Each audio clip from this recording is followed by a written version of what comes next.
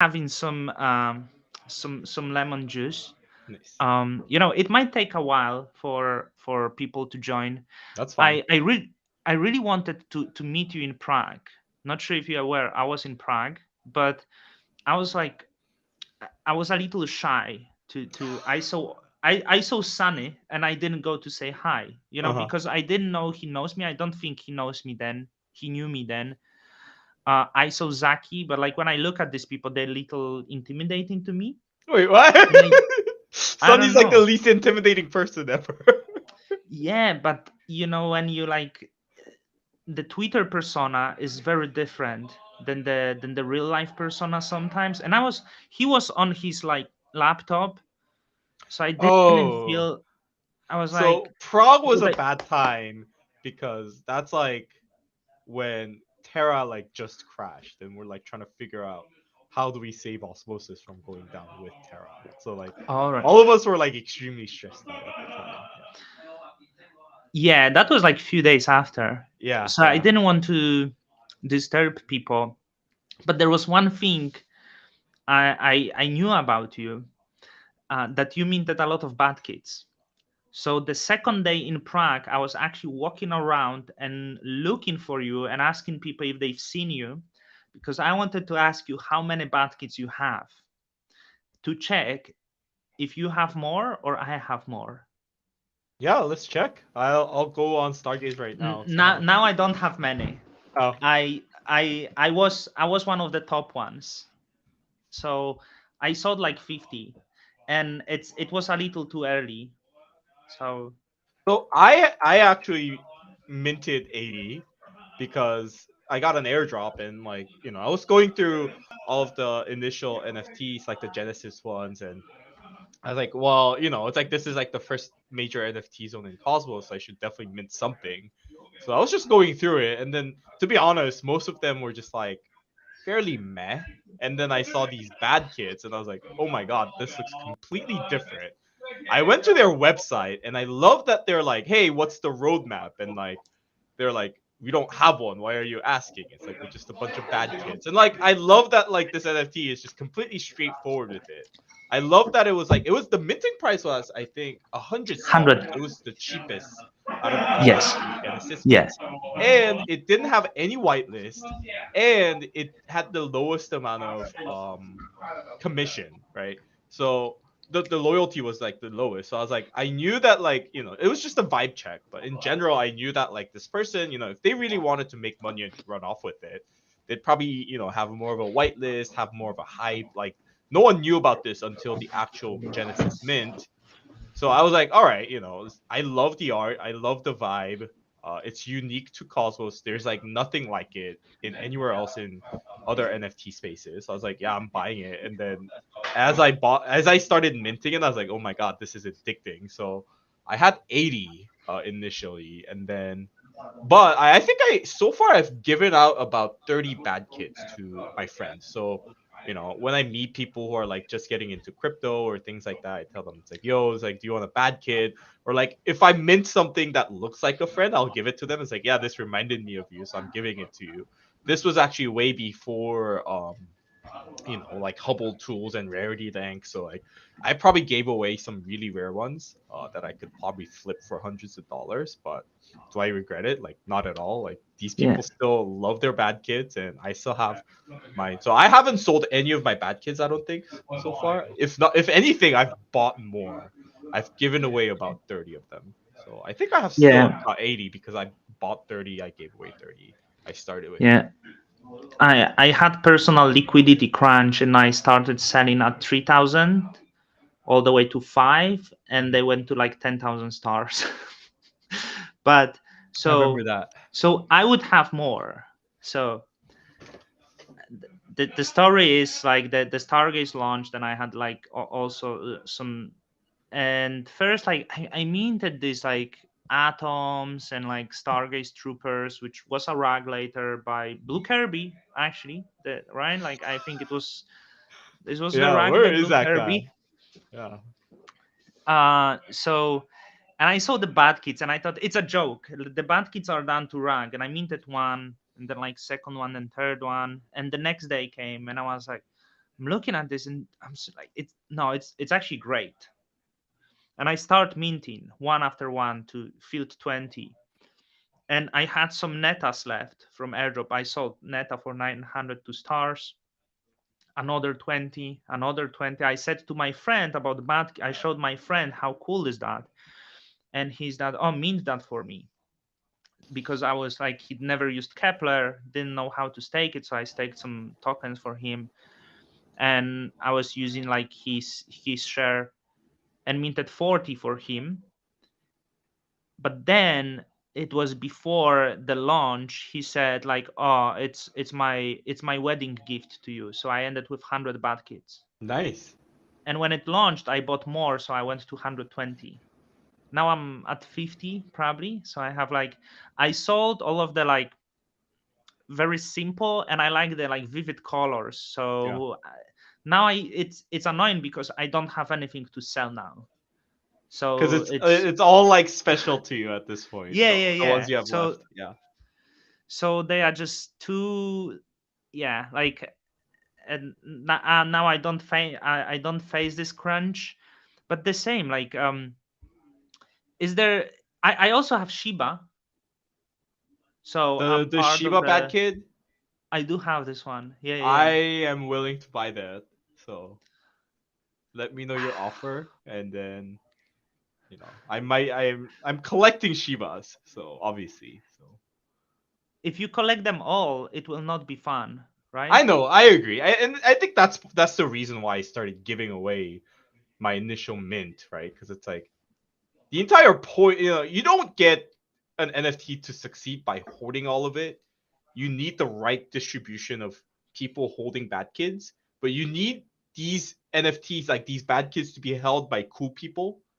Hmm. So it's like you don't want just like random 10,000 people holding it, but at the same time, you don't want 100 people who are really cool holding it. So you need something in the middle where like you have the right amount of kind of like everyone, and then there's really cool people in between. So yeah, I think so far I love the bad kids holders. Like, everyone that I know that that has it is like I'm a big fan of them. So I need to respond to the chat. It's from the other community. It's from the Remilio community. I'm gonna show you later the Remilio NFTs. They're not on Stargaze, because sadly on Stargaze, I think the bad kits are like very special. So there you are, Guru. I'm responding to the comment, and there is also H8, both from Remilio community. Maybe I give you one. Do you have like, you have a I've children never heard of wallet? them. So Of course you never. But have you heard of Milady? I've I feel like I've seen it around, but I don't quite Maybe from understand all me. the nuances around it. It's definitely not my vibe, like in terms of the artwork and the visuals. It's So the it's the largest vibe in NFTs. There is no other. There is no vibe like this. You gotcha. know.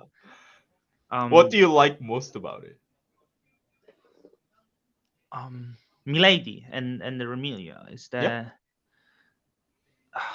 It's so difficult. So I can tell you the story how I got, but like it's, I'm down to hear they it. had some they had some controversy, right? So they have this cute little aesthetics, but they had they were essentially cancelled, um, and accused of being pedo Nazi cult, right? And then the price tanked, and since then the Milady is like one of the best performing NFT. After this deep, everyone said it's over, but other NFTs are dumping. But this community seems like to be very strong. Um, and I don't even know how to describe them. Uh, Maybe someone could help me. I would use the word network spirituality. You know, That sounds so um, vague. it's you if like I tell you, Milady community is just so active. If you go to their channel, they're just going like this. No other NFT has it, and it's not related to NFT, not related to the price. You can say whatever you want. No one will ever cancel you. No one will say anything to you.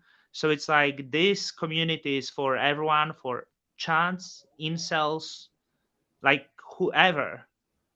And it's just these people put the Milady NFT, they start tweeting, and they embrace the network, and suddenly everyone tweeting like the same thing.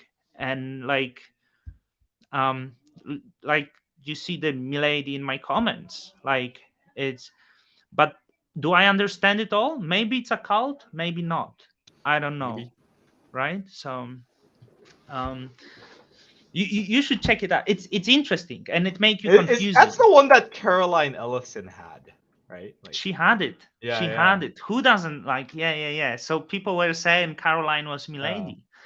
You know. Uh, I remember seeing that.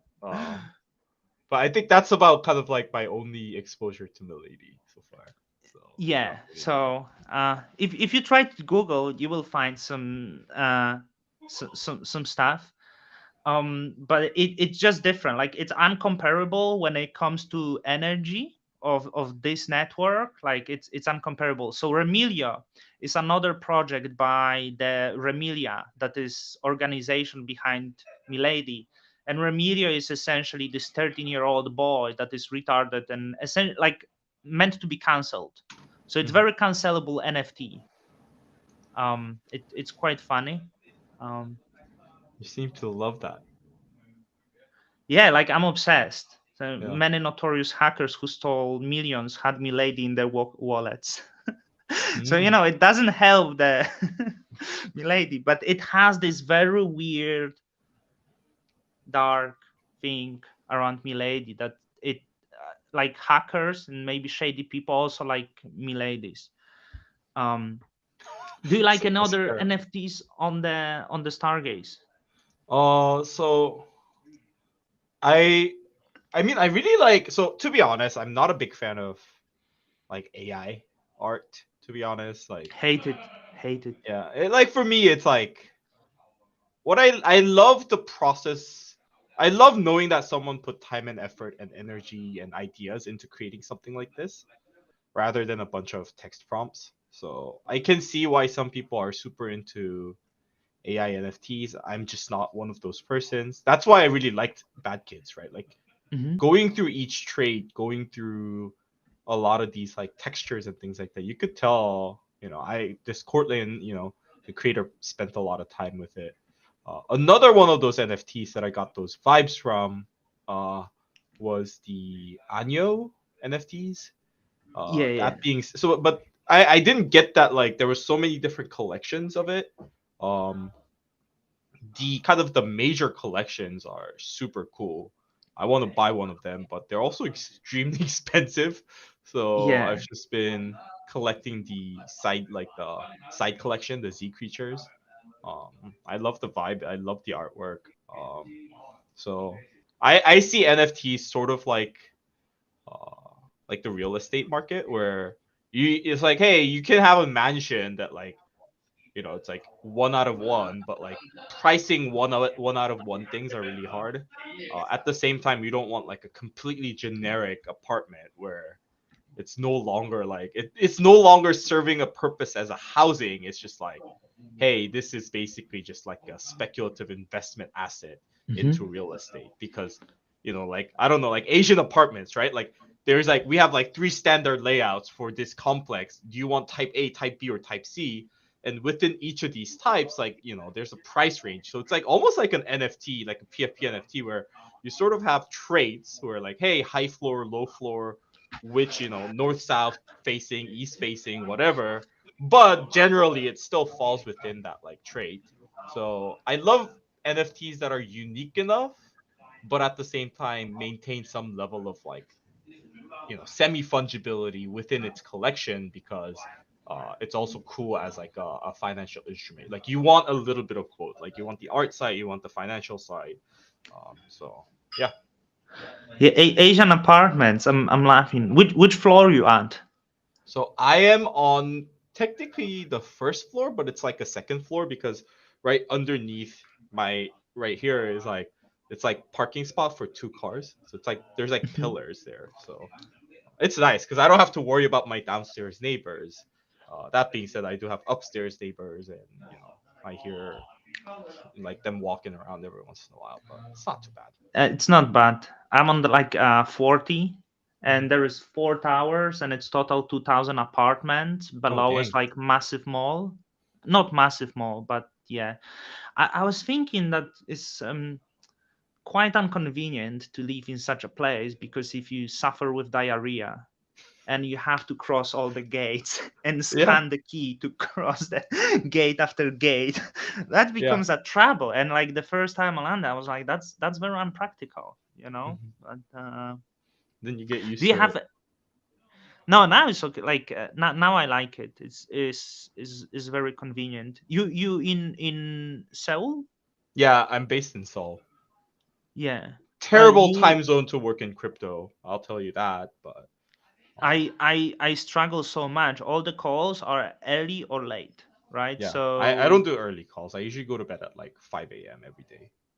yeah, I don't do that late as you, Yeah, but I hate this time zone, right? You are even worse, like UTC plus 9, right? I'm yeah, yeah. UTC plus 8, and no one works in this time zone. You born and raised there in Seoul? I was bored in South Korea, but I lived in Indonesia for like 11 years. So shout out to anyone that's from Indonesia. And then I went to university in the U.S. For 4 years in the state in Indiana. So it's like in the middle of nowhere. And then I had to, because I'm Korean, I have to go to the military. So I came back to Korea after I Yeah. graduated, and then I was there. And then, my first job happened just to be that. Somehow I ended up in crypto right out of the military. So that was around 2017. So and then I found Cosmos. Then I had colleagues who were like huge Cosmos fans, and they taught me crypto. So I learned crypto through Cosmos essentially, and really liked it. So I've been around since then, just doing shits and gigs, different things here and there. Did you go international school in Indonesia? I went to a mix. So like I went to a local school. I also went to an international school. You know why I'm asking? Why? The accent is very American, Oh so yeah. it's So like I so in high school, my high school was like basically an American international high school. So I took yeah, the so SAT and all that. that's like when you meet the Asian person and they speak like you, it's like yeah, they went to international school, Yeah. right? It's That being said, I and had a very Singaporean accent when I was a kid because I lived all very right, close to Singapore. So yeah. yeah. Uh, I was in only in Bali. What? Why was it parents having job there Yeah, or? yeah. My parents are still in Indonesia. Oh wow, what they Yeah. do? Like they business people or? No, they're actually missionaries. So it's kind of weird, but Wow, yeah. wow. So Are you they run religious? a they run a school. They started a school when I was like middle school, and it started with like a kindergarten, and now they're up to like middle school, I think. So Yeah. they just they want to yeah, their passion is making sure like, there's like good education Mm-hmm. there. So they like started it out like from scratch, and then built their way. But they're getting pretty old, so they're probably going to retire in a few years. So yeah, so that's where my auction is going to. So I'm auctioning the 16th rarest bad kid for the next, I guess, 12 days now. I'm taking the highest offer on the 30th of December. So and then I'm just gonna give it uh, to my parents' school. I told them it's like you can use it for however you want. Just tell me, what you spent it on, and then you just have some photos to prove it. So we'll see. It's up to 90K stars right now, so it's a decent amount of Yeah. money. Are they like religious missionaries? Yeah, it's like Yeah, yeah. I'm personally not super religious, but I respect my parents. Yeah, like yeah, I just like I like the fact that they're not like out there like trying to like evangelize and like convert people. They're like doing more like the utilitarian approach of like running a school, which I think is like really yeah. helpful. So yeah. That's pretty cool. Yeah, And so the I fact was that raised in a very religious background, like up Mhm. until What religion? university. I was like very Christian.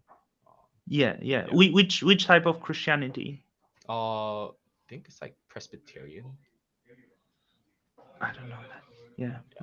Hong Kong is very Got it. mixed. Like Yeah. Hong Kong has like a big part of Christians, Buddhism, old Chinese religion. Sorry for the background noise. So like um my wife's mom, she's Buddhist. Her father doesn't really have religion. Her father is Buddhist, but it seems my wife believed more in like Christian God, which is and it's quite interesting because in the West, I think it's immoral to kind of like force other religion on people. Like if you in Hong Kong, it's normal that you go to school and this school is Christian because the sponsor is Christian.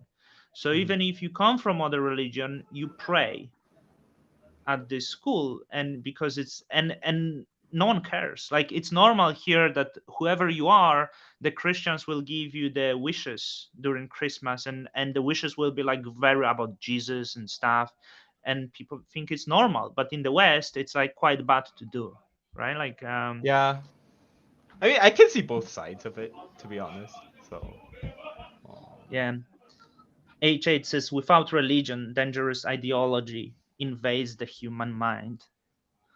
yeah, It's and very then strong. overzealous religiousness also kind of Yeah, is yeah. is a major problem. So, yeah.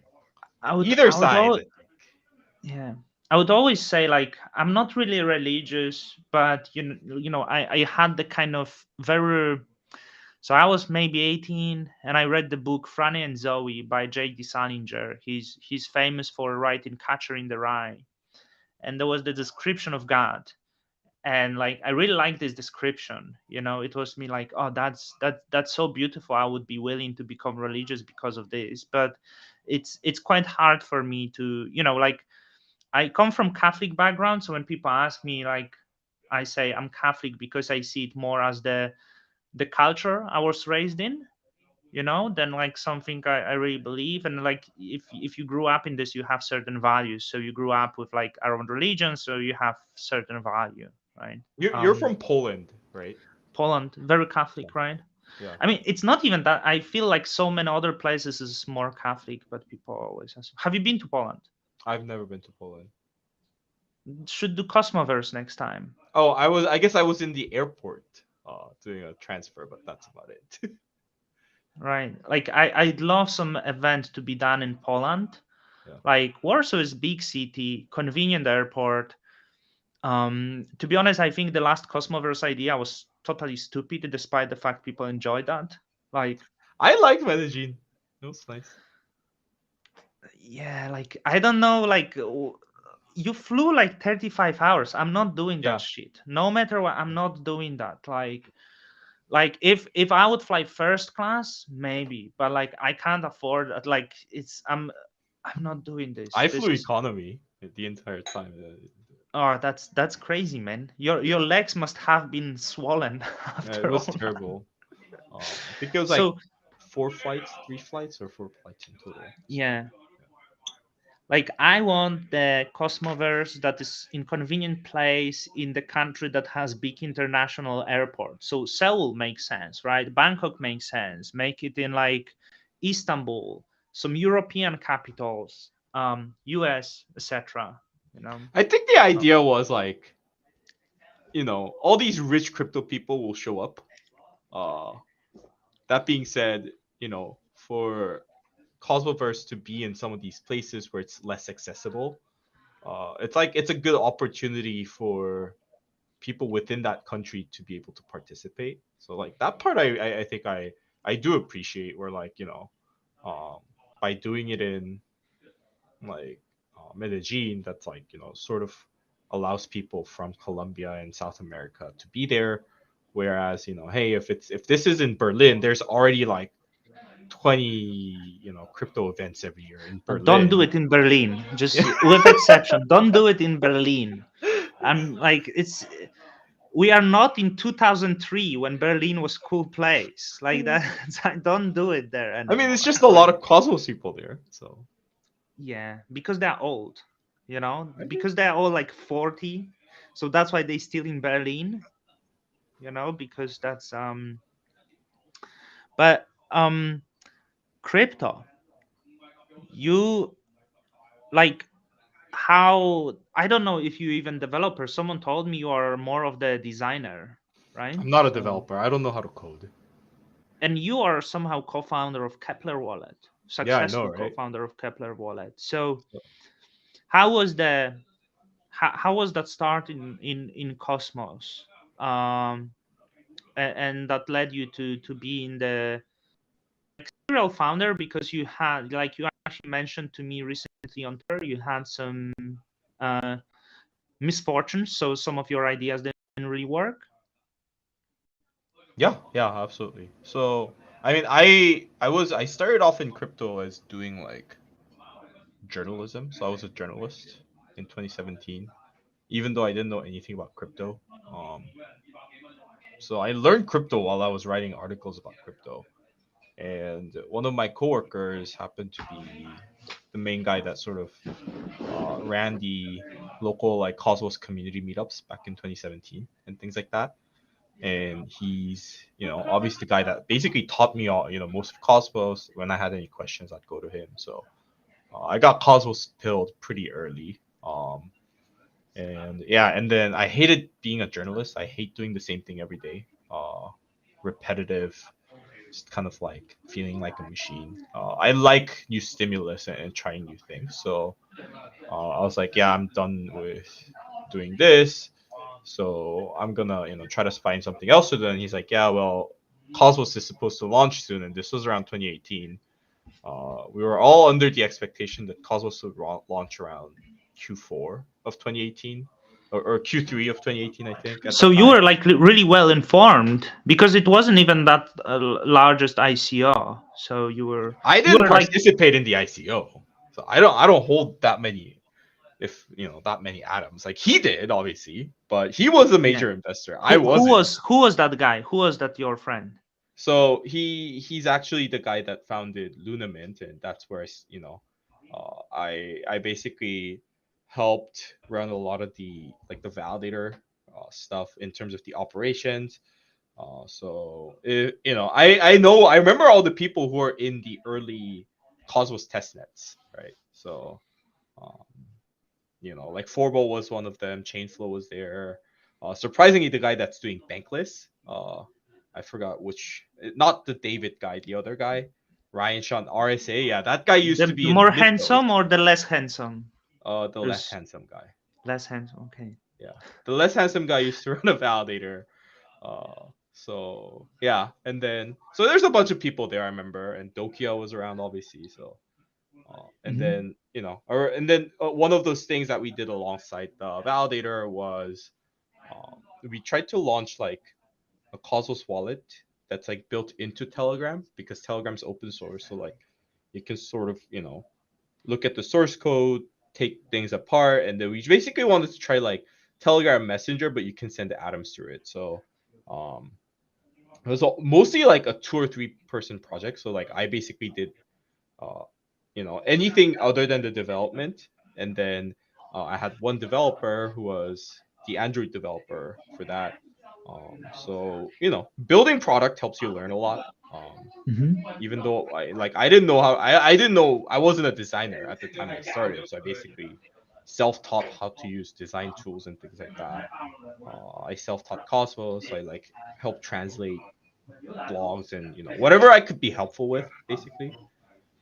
But that app didn't turn out so well. So when Cosmos launched, there was basically like 3 wallets. One was Cosmos Station, the other was Voyager, which basically rebranded into Looney, but is currently has sunset. And then Lunagram, which was like that first wallet I helped out with.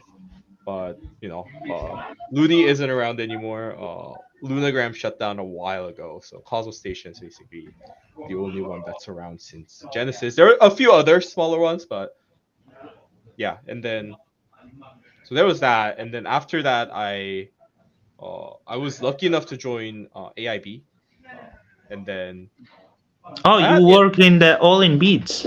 Yeah. So So after the AI, validator, I was yeah, I yeah. was there. So AIB is the is it the main company in the Cosmos? Yeah. So that's the Led by Tendermint the company. Joe Kwon still, right? Now Yeah, he's led Jaquan by him. now. Peng was the CEO right before. Um, but yeah, it was kind of weird because as soon as I joined, within 2 or 3 weeks, Hmm. basically more than half the entire company left. So I don't Why? know if you know that like meme from Community where like this guy comes in with the pizza and it's like you just like see burning building and like people fighting in the corner. Like that's how I felt. I was like, oh my god, I love Cosmos. I can't believe I get to work for like my dream company after all these years. And then I joined, and then like there was just massive infighting So what within. year was it? It was like early 2020, wasn't it, or 2019? I think it's like late 2019. Yeah. Yeah, Yeah, that must be it. Because I joined 2020, right? I bought my atoms, and when I googled the like, I was noob. I yeah, didn't know anything. I bought the atoms in my Coinbase app. I started buying in February 2020 because I liked the logo. Like it was like few different. No, it has cool logo. I read a little bit. What is this? Didn't understand anything. And there was this articles that about the Cosmos team breaking up, but yeah. Cosmos surviving. I think it was later actually, and I still for a long time didn't know what was going on because no one really tell exactly what was going on.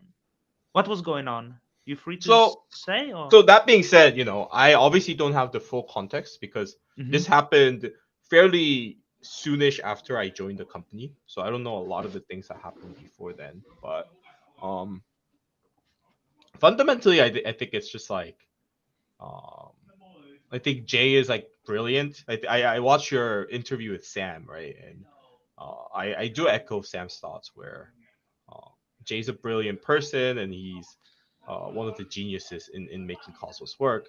That being said, what I've realized is like you can have a really smart person, but getting like a product working and leading a team is a completely different set of skills from uh, just having great ideas and knowing Hmm. that it's like this is how you get these are the brilliant ideas that would like shape crypto in the future. So I think Cosmos basically had a lot of these brilliant ideas, but not enough incentivization for the people who are actually working on it. So if you look at a lot of team members who are in Berlin right now doing the Tendermint core work, Cosmos SDK, and things like that, at the end of the day, it's like Jay might have that idea, but it's someone else's job to actually turn it into usable code.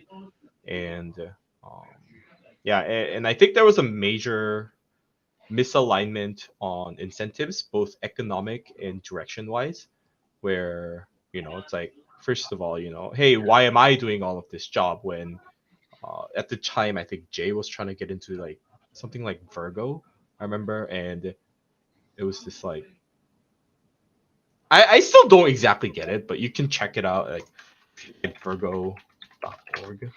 I don't know if the website's still up.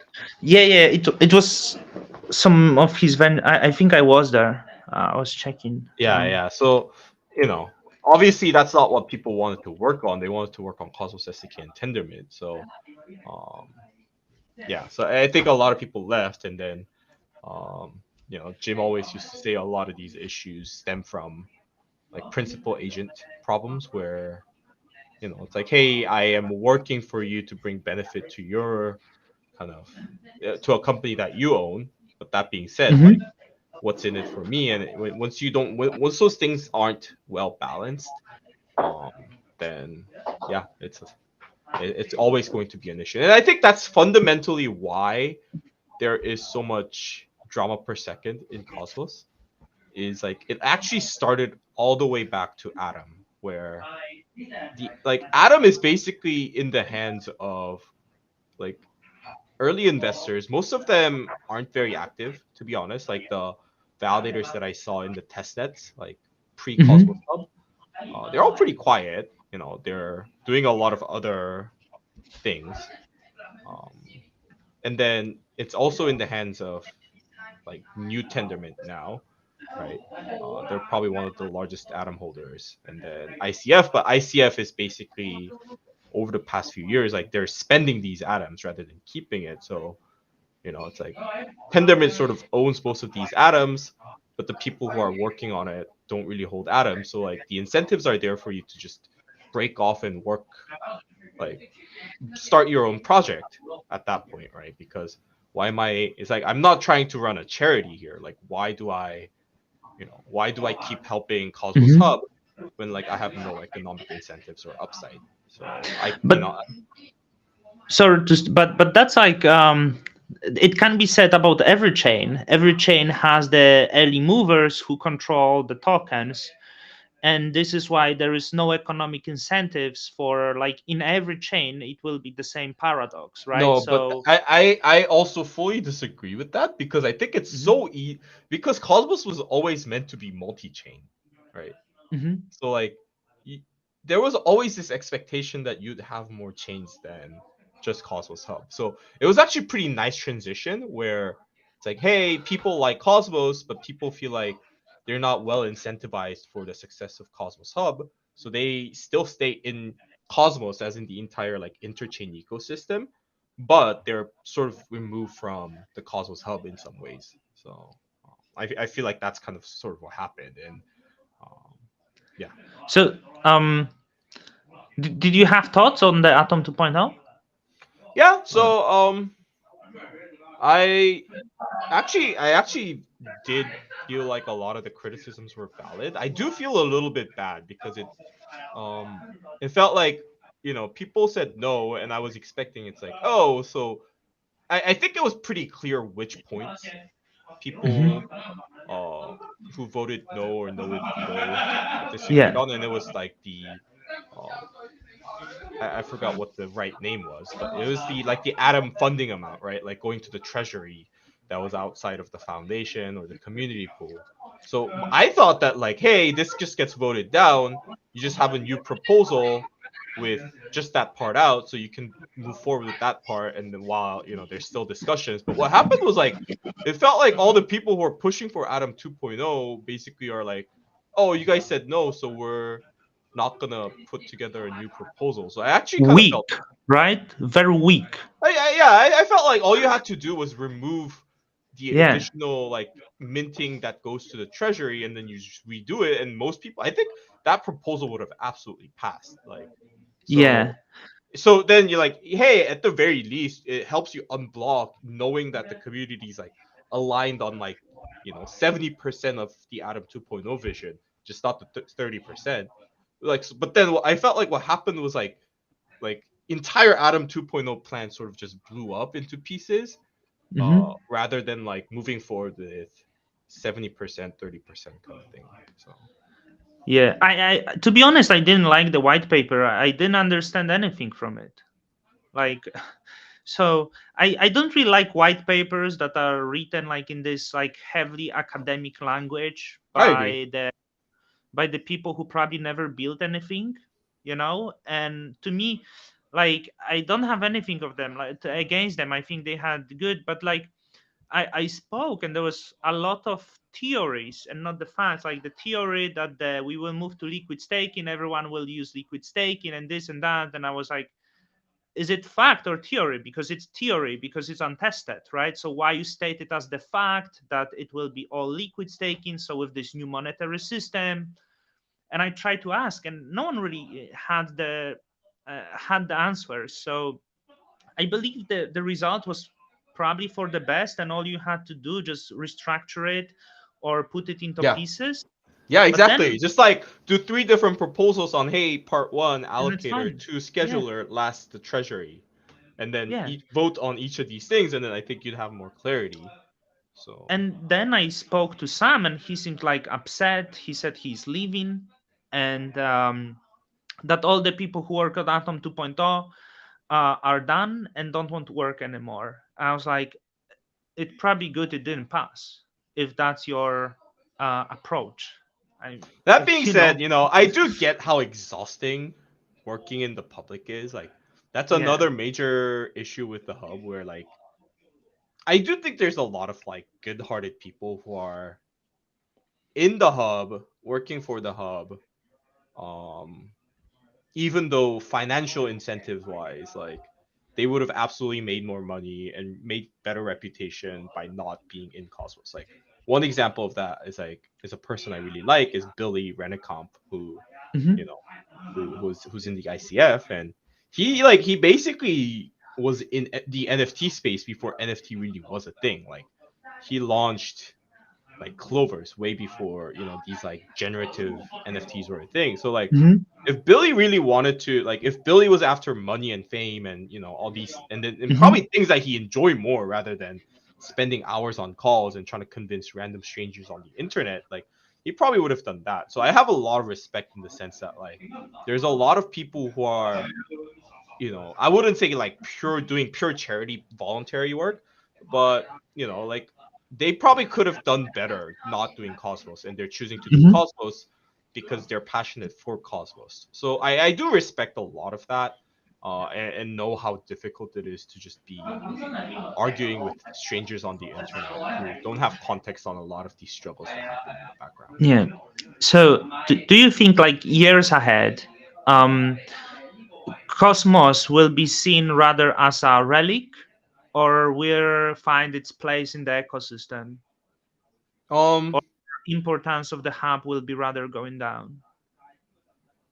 I would like to make that call after interchange security launches. I think it's Hmm. difficult to know. So for me, I was a big supporter of Proposal 69 on the hub, where that initial proposal was to put Cosmwasm on the hub. Hmm. I felt like that was a very good initial step towards making the hub more useful. And I guess even before that, um, I think we had a lot of ideas on what the hub could be, should be, and things like that.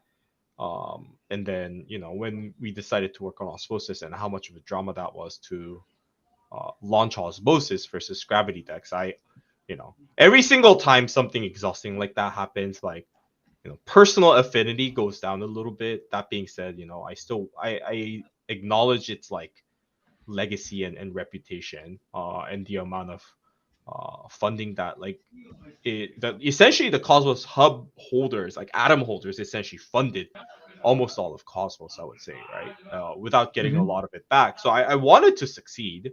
Um, that being said, I always felt like we have opinions on the way it should be done, and people disagree. So I'm not gonna spend most of my time trying to convince people. It's like if I think I can ship something and some people think it's bad, I'm just gonna ship it with a bunch of people who think it's good, right? So it's Hmm. always gonna be the case.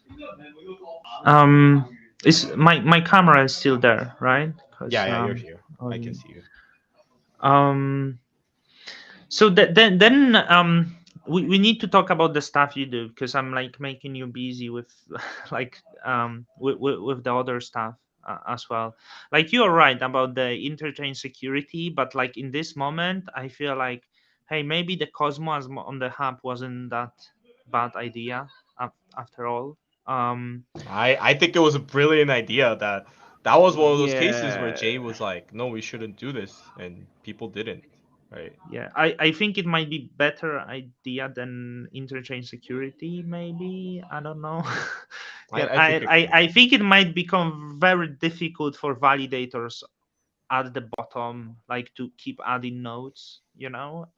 Well, and it's like fundamentally, it's like, do you look at the validators on the hub, like the ranks of the validators on the Yeah. hub, and find that as a compelling product? Like, this might be controversial, but I would argue that Osmosis actually has a better validator set Oh, way better. compared Yes. to the hub, because like if you look at the hub, most of the top validators are exchange validators, and you are Mhm. basically expecting these validators to run every single ICS chain that will ship uh, and be passed by the governance. So from a governance like token holder, atom holder perspective, you want these validators to run as many chains as possible because that's Mhm. opportunity. That being said, from a validator's perspective, the more chains you run, that's more overhead, and more costs with additional uncertainty of will this make me money? Uh, Yeah. and I think this is one of those cases where the interests of the delegators and interests of the validators might be completely separate, right? Especially for these validators like exchange validators, where they're not running validators because they care about the security of the hub. They run validators because they want those juicy staking rewards, right? Like, and not delegated to some Hmm. other untrusted validator. So uh, people are running validators for different incentives, and if we don't fix that, or provide more clarity as to what the responsibility of a validator is, I think the hub will see major issues with ICS and scaling to enough ICS chains. So one idea Yeah. that I had was we should explicitly spin out something called a governor on the hub. So you have validators and you have governors, and let's Hmm. say you pay governors 20% of staking rewards, validators and delegators 80%. And validators are essentially like the block producers, whereas governors are representatives for voting, right? So you Hmm. can choose, let's say it's like, oh, Stakefish, maybe they're not very active in governance, but I believe they're very good technically in terms of running software.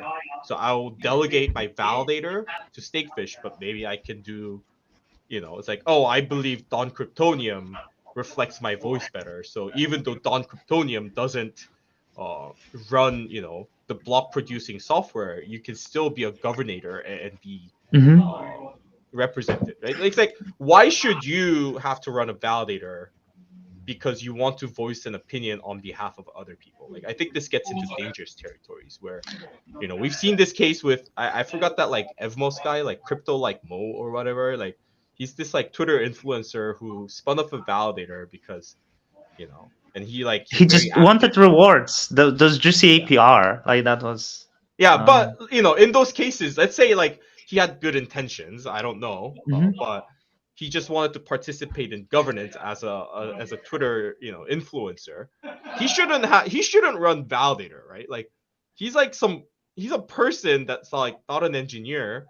He shouldn't have to run a software like that risks people getting slashed just because he Yeah. wants to participate in governance. So I think separating these two things out would be extremely helpful But in. but you also describing me. I have partner who run the software, right? So Yeah, exactly. And some people feel like, oh, that's actually bad. Like, white labeling yeah. validators is bad. So like, I think that's like, that's you're Well, I'm basically actually running a open. So governor this in is some this way. is the this is actually the partner. Like, so it's all, his name is Josh, right? He also work in the other team, validator team, like, but yeah, so that's how it looks, because I don't know anything, and I just like wanted to be on the networks that I have the voice, because Mhm. that's for me the way. But this is actually a huge issue, like, and not only with this, but like Prop 89, right? Like, on Cosmos. It's silly proposal. Like, it's just, so you expect that there is the stake fish who sit on 10 million atoms to check and read your proposition and decided to give you like 3,000 atoms. Like, why you bother them with, like, you know what I mean? Like, don't count that there is stake fish or some, or Figment or whoever, like the venture capital, that don't check this stuff and vote on that, and they might vote yes and overthrow whole proposal, right? So it shows like how little vote community actually has. Like, I And, think and there I is think big it's problem. like this issue with like how do you run a profitable validator? And I think what a lot of average retail users don't understand is like you make the most amount of money as a validator in like the first like 3 months of the network launch. Hmm. And every month after that, you're likely earning less and less money. So, um, because the financial incentives are there for you to be in as many early stage networks as possible, we see validators who are running like 30, 40 different chains, right? And it's Which, another problem. yeah, and like it's Right. like, do you really have time to spend to Yeah. dedicate to like 30 different chains, and I would argue no, you don't. You're, and like you're just doing what's, financially more incentivized for you to do, is to spend less time thinking about these less profitable chains, launch a new chain, and then just like expand the amount of chains Hmm. that you support. But as a chain, like you want your validators to have the maximum amount of attention for your chain rather than 29 other chains. And this is obviously another case of those like incentive misalignment where, um, it's like once a network launch, like there's not a lot that you have to do.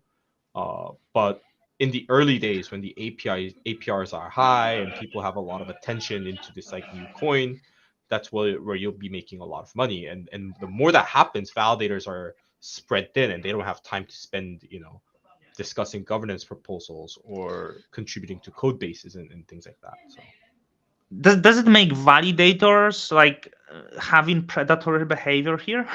Like, no, because so I said this in our like debate on like the ICNS as well, but my stance has always been don't blame like don't hate the player, hate the game. And I think yeah, the game is just like wrongly, like the incentives aren't there, so validators are just doing actions to maximize their incentives, so you can't really blame them for it. Like if you yeah, want validators to have maximum full attention on one chain, then they need to be able to make just as much money validating one chain yeah, over 30 different chains. And right now that's not the case. And what's the answer? I to be honest, I yeah. don't know, but yeah. I think so. Like, so I would say, like, because I say validators are the problem, but it's not their fault. It's not their fault. Yeah, they're just doing Be- what's in the best like financial and interest. And I and think they that's always good. have this. They should say it. Yo, I'm doing what pays me most. That's it. Instead Now, of I like, don't like, are they being honest about that? Maybe no. some are, maybe some aren't. And I wish more validators would have the courage to say, hey, I'm doing this because this is in my best financial interest, rather than make stuff up like, oh, I care about the community and there's this new token that's launching It's that I'm excited about. Like, it's like, hey, why aren't you paying attention to the hub while you're, trying to validate 7 more chains that are launching? Just be honest and say, hey, I have no incentives to spend my time on validating and like checking proposals that are happening on the hub versus, this new chain yeah, that is like 7,000 APR. And like, I'm not saying that's a bad thing. It's just human nature, and we want financial and like we do what's in the best interest of yeah. But I ourselves. don't even like the saying like, oh, I have to do it because the business expenses. I'm like, bitch, you made 500,000. What's that? Like, and you didn't spend it. You transfer it to different tokens or like keeping it like, and it's like, if that would be necessary expense, like you would not run all these chains that simply don't pay you. And even if there would be not these financial incentives, like chains like Juno, they would still have validator set. Like if there would be much less money. So, but I was thinking about this, right? And I was thinking the issue lies there. The chains try to copy Osmosis and they completely fucked up. Because like What do you mean by that? there is my theory. Osmosis was the most genius like thing ever. And okay, it was the first mover, right? So many people, but it executed the best. So if that would be the first mover, but having that many, like Osmosis did a lot of mistakes and wasted a lot of money, but at the end it ended still being the largest liquidity hub in Cosmos, right? So Osmosis had very high inflation, but the inflation was directed to incentivizing the liquidity in the first year of expansion, right? So this inflation don't necessarily went to the validators validating the network, but it went actually like you were heavily incentivized to provide liquidity and build liquidity with the incentives. And I think this is the other major nuance that most people don't understand about like staking rewards. It's like inflation is basically, it's like, hey, I started out with you and I both have 100 atoms, and then all of a sudden we got airdropped 1,000 atoms. We're not like 11 times richer all of a sudden. We're like equally rich, right? Like Mm-hmm. printing new money doesn't make you rich. It's like the purpose of osmosis inflation being high early on was we airdrop the like the half of the Genesis supply was airdropped to Atom holders. That being said, do we want like this like Genesis you know like token holders to also be holding half of the supply 1 year later? And that's like not the case. So inflation is just like a more easy, elegant way of doing dilution for different Mm-hmm. parties. So if you got that airdrop and if you staked, if you did like LPing and other things like that, you are basically able to keep you're getting diluted less rather than Mm-hmm. some guy that just like is not doing anything. And that's exactly what's happening. It's Mm-hmm. like osmosis isn't printing money out of thin air. It's just like you have to think of inflation as a dilution mechanism to incentivize specific behavior, not just making people rich. And I think that's the one of these essence that people need to understand when they launch new tokens. It's like, yeah, who is getting diluted? How much are you getting diluted by? And why is this dilution happening? And all three of those things have to make sense.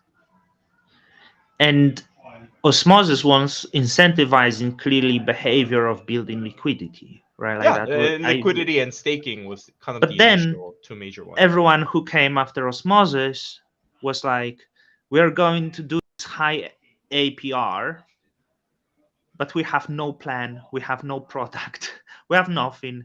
Everyone is just gonna earn high rewards. So it didn't work. No one could replicate that because they didn't have product, and they think just because Osmosis did this. So this is how I feel Osmosis outplay everyone, because Osmosis had actually the product. So even Osmosis token dumped, like how like there is 200 millions liquidity on Osmosis, right? It's maybe still not much, but that's your only way to go to get the tokens. uh no, it's Mhm. only 155. Is it staked? No, it should be. I don't think that includes staking. Yeah, maybe so. um how did Kepler come to life, and like, was it after you met Sunny, or? It was actually way before. So I didn't even know Sunny when well, Mhm. I knew of Sunny. I didn't know him well, or like worked with him. But so Kepler wallet actually uh, came out of another dead project. So I used to live in this um, like crypto co-working co-living space Mhm. here in Seoul, and there was a hackathon, Hack Atom, basically Hack Atom Seoul, I think in 2019, and I had a bunch of friends who were participating in it, and they were building like the first instance of like liquid staking at the time. So and I wasn't very heavily involved, but they actually got first place, and they're like, yeah, liquid staking is super cool. We can see why this problem exists, and we want to build liquid staking. So started a new company called like started a new project called Everett, and you hear all about these like interchain accounts and things like that. Interchain accounts actually came out of Everett trying to build liquid staking in like 2019. Mhm. So doing liquid staking there, one of the dependencies was IBC, and uh, I wasn't like full time. I was working at AIB at the time, but I was also working on Everett at the same time. But one of those things that you know I realized was like, yeah, you can have the best idea in the world, but like you need to figure out product market fit, or else you're not gonna work. So at the time, Cosmos didn't have DeFi at all, and the fact that like you were working on liquid staking when there's no DeFi, first of all, didn't make any sense. And then the other part was uh, you needed IBC to ship, and like this entire product had a dependency on IBC, which hasn't shipped. So at the time, like we're we're just like burning money every month, uh, just waiting for IBC to ship, and that was like major bear market. So as an alternative, one of the things that Tony, my co-founder for Keplr, Hmm. um, basically suggested was like, hey, we should start working on something like that's more of a MetaMask for Cosmos, because if ever is going to launch, we're going to need a wallet that's more specific to that's more suitable for use for like web apps and things like that. And at the time, Cosmos Station was heavily focused on just like staking and like sending money. So asset like custody and like staking, Hmm. which is cool, but like if you want the future of Cosmos to be like vibrant, you needed applications, right? And then Looney was like a very basic signer, but Hmm. um it wasn't really built well to do like what MetaMask does, where like you connect to websites and things like that. So um it's like, hey, we're waiting for IBC to ship because we can't do liquid staking until then. So we started working on Keplr Wallet, hoping that we'd be able to get some grants to keep the light on for a little bit longer. We did get a little bit of grants. We actually reached out. So the two projects we Hmm. reached out to was Kava, and I think this they said no, we're not interested. And then I can't remember the other project, but it was another Cosmos project that we reached out. It's like, hey, we're building this wallet. Would you guys be able to help fund us? And then they said no. And then Avalanche reached out to us saying this was actually before the Avax network launched. So they're like, hey, just leave Cosmos, build this on Avalanche instead. So Tony actually like stayed up all night and built like the first extension wallet for Avalanche, like a proof of concept of it in like a week. But at the time, the company needed money and they were offering AVAX tokens. And, I wasn't the CEO at the time, and some teammates were like, no, we don't need to do this. We should just kind of end it here. So what happened was Everett basically decided to shut down. And we're like, yeah, that was a fun, I don't know how long it lasted, though. Almost like 6 months, 9 months. Let's just go our ways. One of the things that happened was basically half the team decided to join Terra uh, to launch this new product coming soon Such called mistake. I mean, called no, Anchor. they made a lot of money. So that's the thing. And then I was still working at Tendermint, and Tony's like, Dokwon is an asshole. I don't want to join Terra. So we're like, yeah, let's just keep building this Keplr thing together, just two of us. So that's kind of like how the company split. And then yeah, and it's kind of come full circle, right? Like for the last, before May of this year, for the past year and a half, I was, Tony and I'd be like, yeah, holy shit, like if we joined Terra, like imagine how rich we'd be. And then Yeah, and then May came, and then we're like, oh shit, maybe we did make the right decision. And then yeah. um You would yeah, still but make like the money along, maybe. Who knows? Like, maybe, but the thing was like is actually really funny because most of these my like the Everett teammates that joined Terra didn't actually stay very long because they like hmm, couldn't stand the work environment at all. So yeah. they basically left fairly soonish, most of them, after joining. So that's how Keplr came to be. So like it was started at the end of 2019 for us to survive, and then bear market hit, decided to shut down the company, and then Tony and I are like, yeah, let's just start a new company so we can keep doing Keplr. Hmm. And at the time, obviously ICF gave us a grant so that we could sort of do our How job. much was the grant? I think the initial. So we actually didn't get a grant for Keplr because Keplr was still being developed, Hmm. and we like we didn't have the guts to ask for like, hey, we're building this thing, can you fund it, even though we don't have a product yet. So what happened was we said we will keep working on interchain accounts. So we Hmm. got funding for interchain accounts, and then since I was splitting my time between AIB and Keplr, Hmm. um, that money that came in to build interchain accounts went to paying Tony's because he was actually full time while Tony was building Hmm. Keplr and interchain accounts at the same time. And then yeah, so that's kind of how everything got started. Um, what do you think of Terra Station? I think Terra Station is cool. I think so.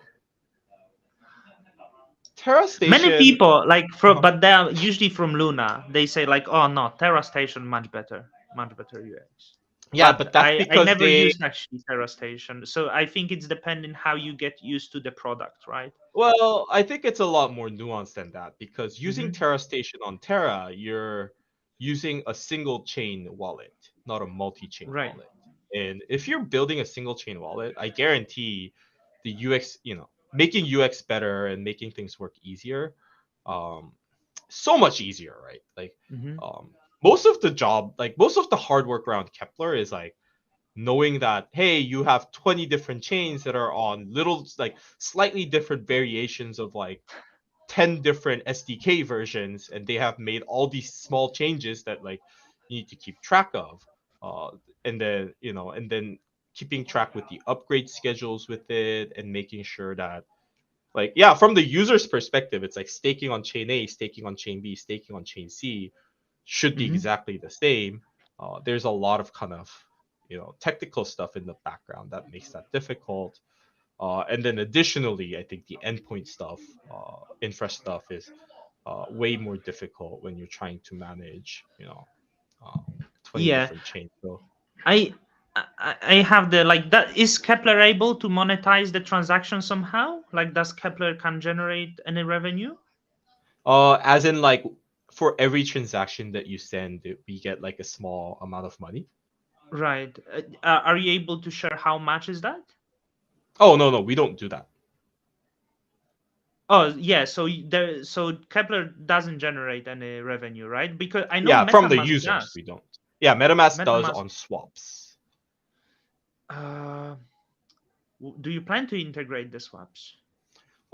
So our thesis has been, so one of the things that I realized, working on Kepler is, uh, one of the things that like Polkadot actually did get right was this idea of the wallet should be a very simple signer and a key manager for you to be able to scale in a heterogeneous multi-chain ecosystem Hmm. where every chain is going to be implementing features differently. So, um, I think MetaMask is a lot easier because you have one chain and then all apps are on Ethereum, so you just have to support Hmm. Ethereum transactions really well. So you can build apps into the extension. Personally, I would love to work more towards simplifying the extension itself and then being able to abstract a lot of the wallet features into other components, whether that's in the form of, like, Dan Lynch is working on cosmology, right? Like some of these like wallet modals or the dashboards and things like that. And um, the Kepler extension is sort of like, hey, this is my option that I have to choose to sign with, this key, but like I want to get more away from this idea that, like, we've spent the past like 20, 30 years building, I'm in this like web app, like chatting with you, and I can see the live chat of the audience, the live stream of myself, you, and then there's like toggle. Like, we spent 30 years building a really good like web experience. Like, why are we limiting the wallet experience to like a tiny little browser extension and things like Hmm. that? So, obviously, that transition is not going to happen overnight.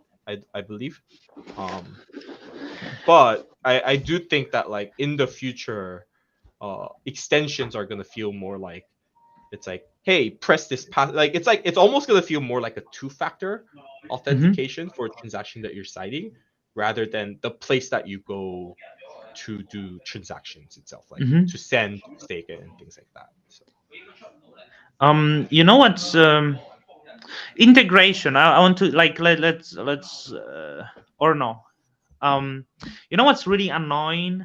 Um, it's impossible to do IBC transactions in yeah. what I mean here is because I would have to Google the channels. I'm Hmm. not bothered to do it. So my every IBC transaction I do, I just transfer tokens to Osmosis and then transfer it out what I want because it's too troublesome to. But I know it's possible. Why you still don't support seamless IBC transactions that I simply go IBC send Osmo to, I don't know, Juno, Stargaze, or whatever. Yeah. Why it's still not there?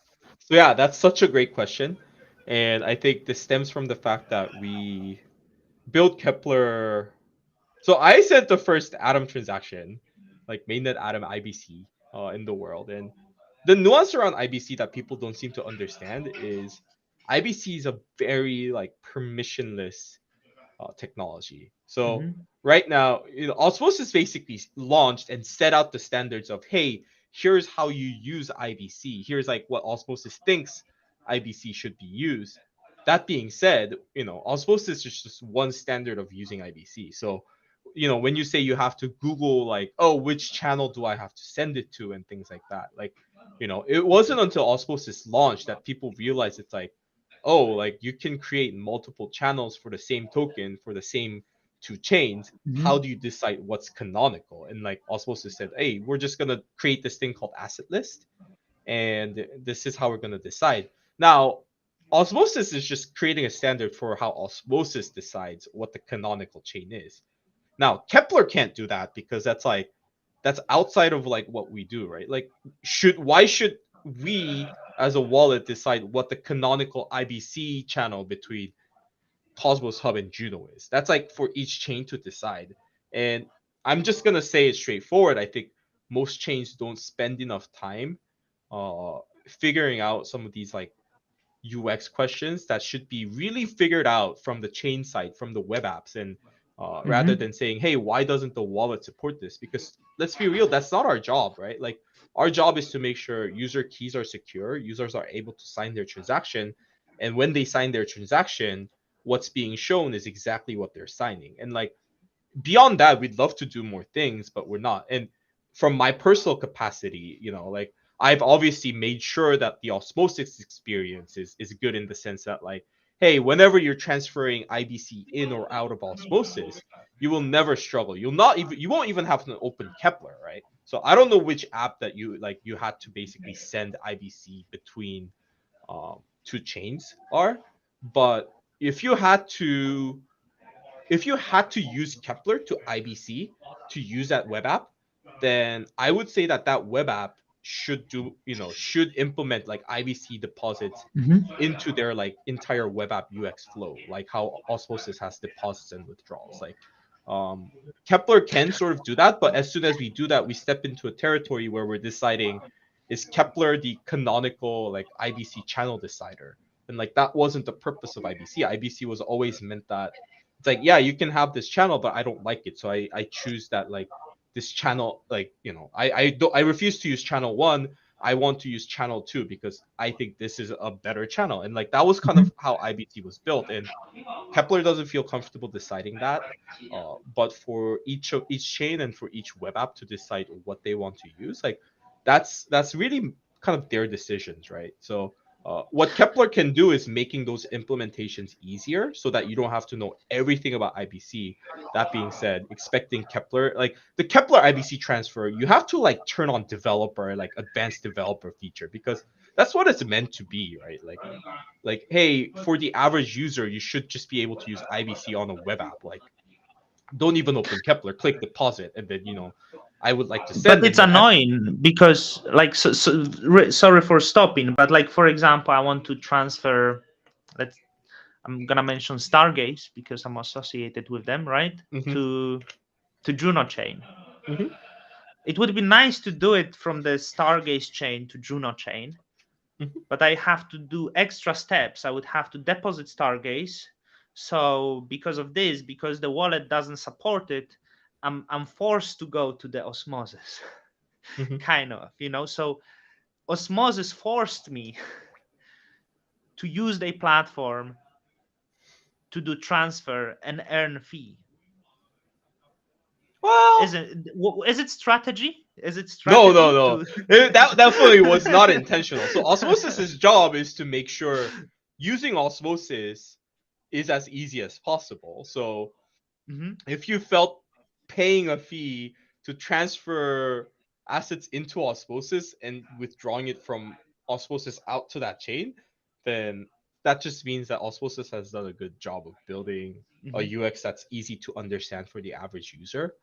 That being said, is that like the main like monetization scheme for Osmosis? Is like, no, I don't think like Yeah. Osmosis as the replacement for IBC transfers is like the problem. That being said, like Yeah. Do I personally feel like it's Kepler's job to build all these bridge websites? And like, no, I think building a Hmm. bridge website is like, it should be really up to each chain. And I think it's like, I would personally rather be working on other things rather than building this like generalized IBC transfer Hmm. web page.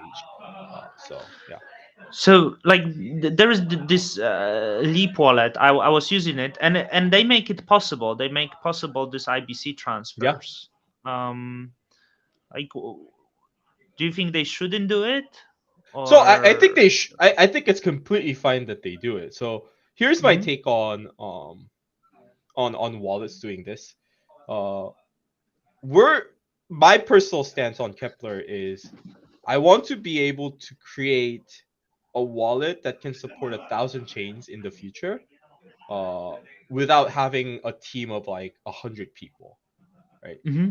And for you to be able to do that, you need to be able to simplify a lot of these features and put that responsibility in the hands of the web app developers and the rest of the ecosystem. um because I think it's cool that like, so I'm a big fan of Leap. Like I think their UI is fantastic.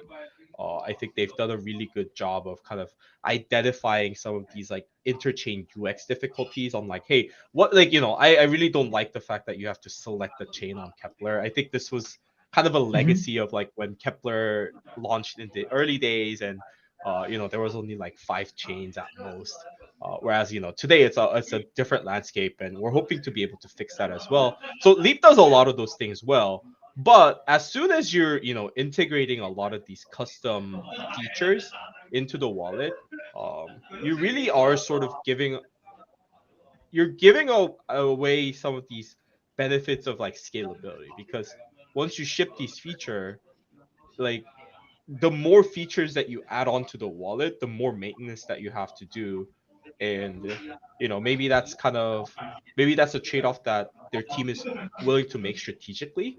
I think from our end, I think there's uh, way kind of more interesting things that the Kepler team should be working on. So yeah, I think it's just different takes on how we scale product. I see the comment of AJ, two chants, two brothers, two kings. But AJ is not aware that we essentially now we're into competing teams. I mean, my role at Stargaze is like very minor, but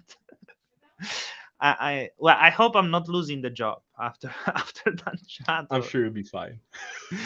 Um, but like about the Leap, right? Because I checked the Leap, but Jacob was talking a lot about open source recently, and I got hooked up. I start checking, actually, like which was about the grants, right? The standard in crypto usually is that um, the crypto grants are not given to closed source projects.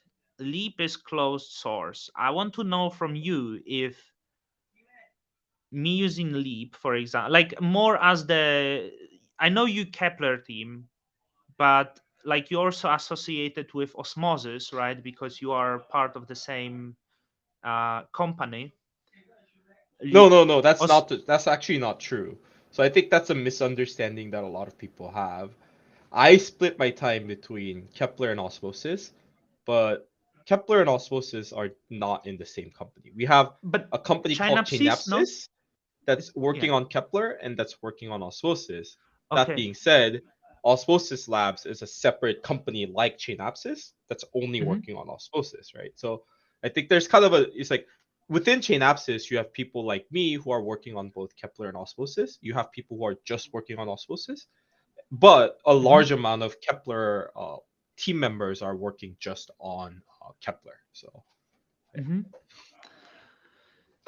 So Osmosis gave the grant to Leap.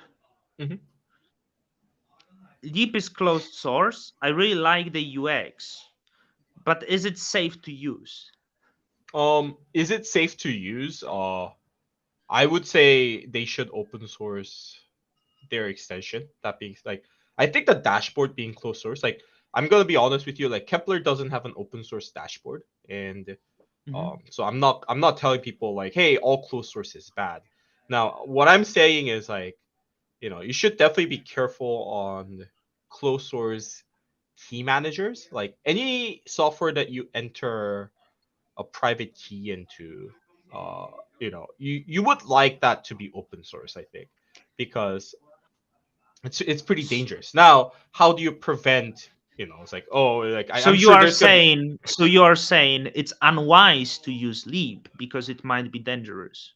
Now, I think there's different nuances on this where, Hmm. I don't think it's a very binary thing. It's like, hey, is it in the best interest of Leap to, close source and then all of a sudden rug all of their users?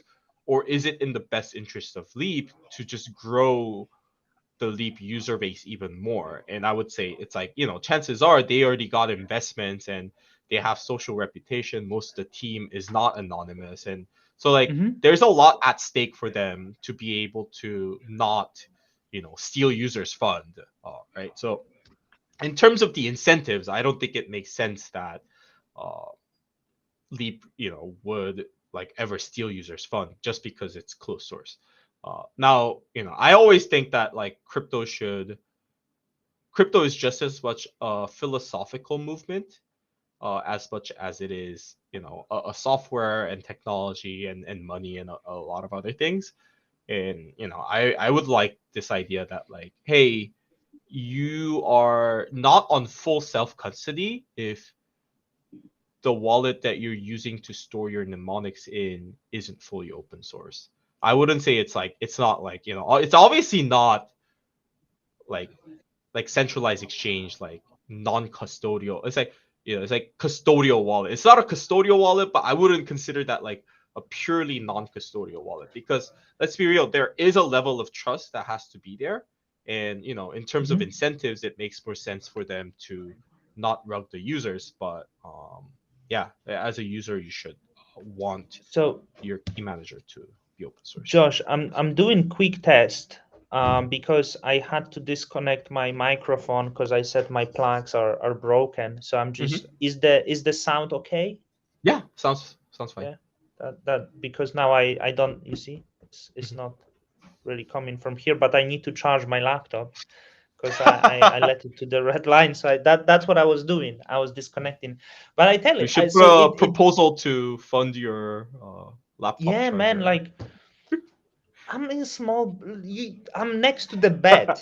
Do you do you see it? Like I'm the one who needs some funding. Like here, there's people behind the door making noises. Like Mm. how I supposed to work? I need the proper studio, but I think I still shouldn't trust based on the fact. Hey, for your team is better to build than Ragas, but there's chance that they could Ragas.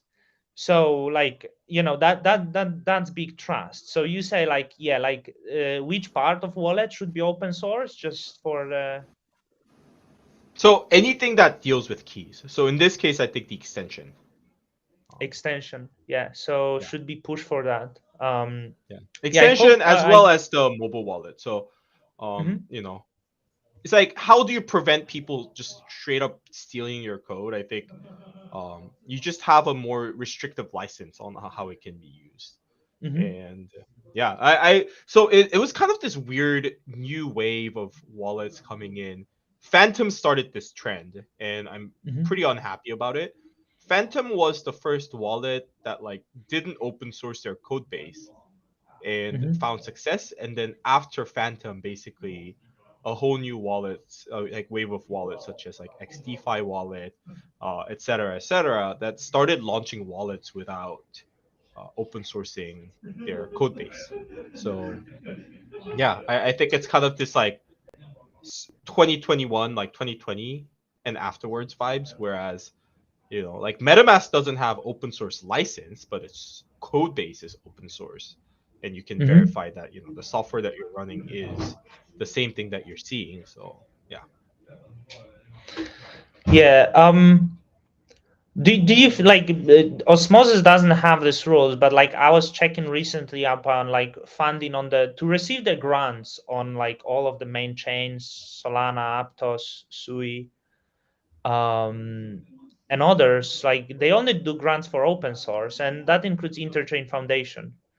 That yeah. Um, So if from the Interchain Foundation, we don't get funding for the mobile wallet or the dashboard, just the but extension. Osmosis giving grants to closed source. So Like, do I you think think so. that? I think I talked to Derek about this, or Derek. I basically raised this internally, where I think they noticed a lot of like opinions from that Juno proposal on funding only open source project, and I think the stance has been uh, to try to follow the same rule of thumb, where key management should, like moving forward, any software that's getting funded that deals with keys should be open source. And then, for non um, key management and things like that, you can get funding, but if you open source, you'll Mhm, basically be able to get more amounts. And I think that's a very legitimate way of pushing things forward, because mhm, if you're not like, I think there are reasons to not open source code, and that's fine as long as it doesn't put people's money at risk, right?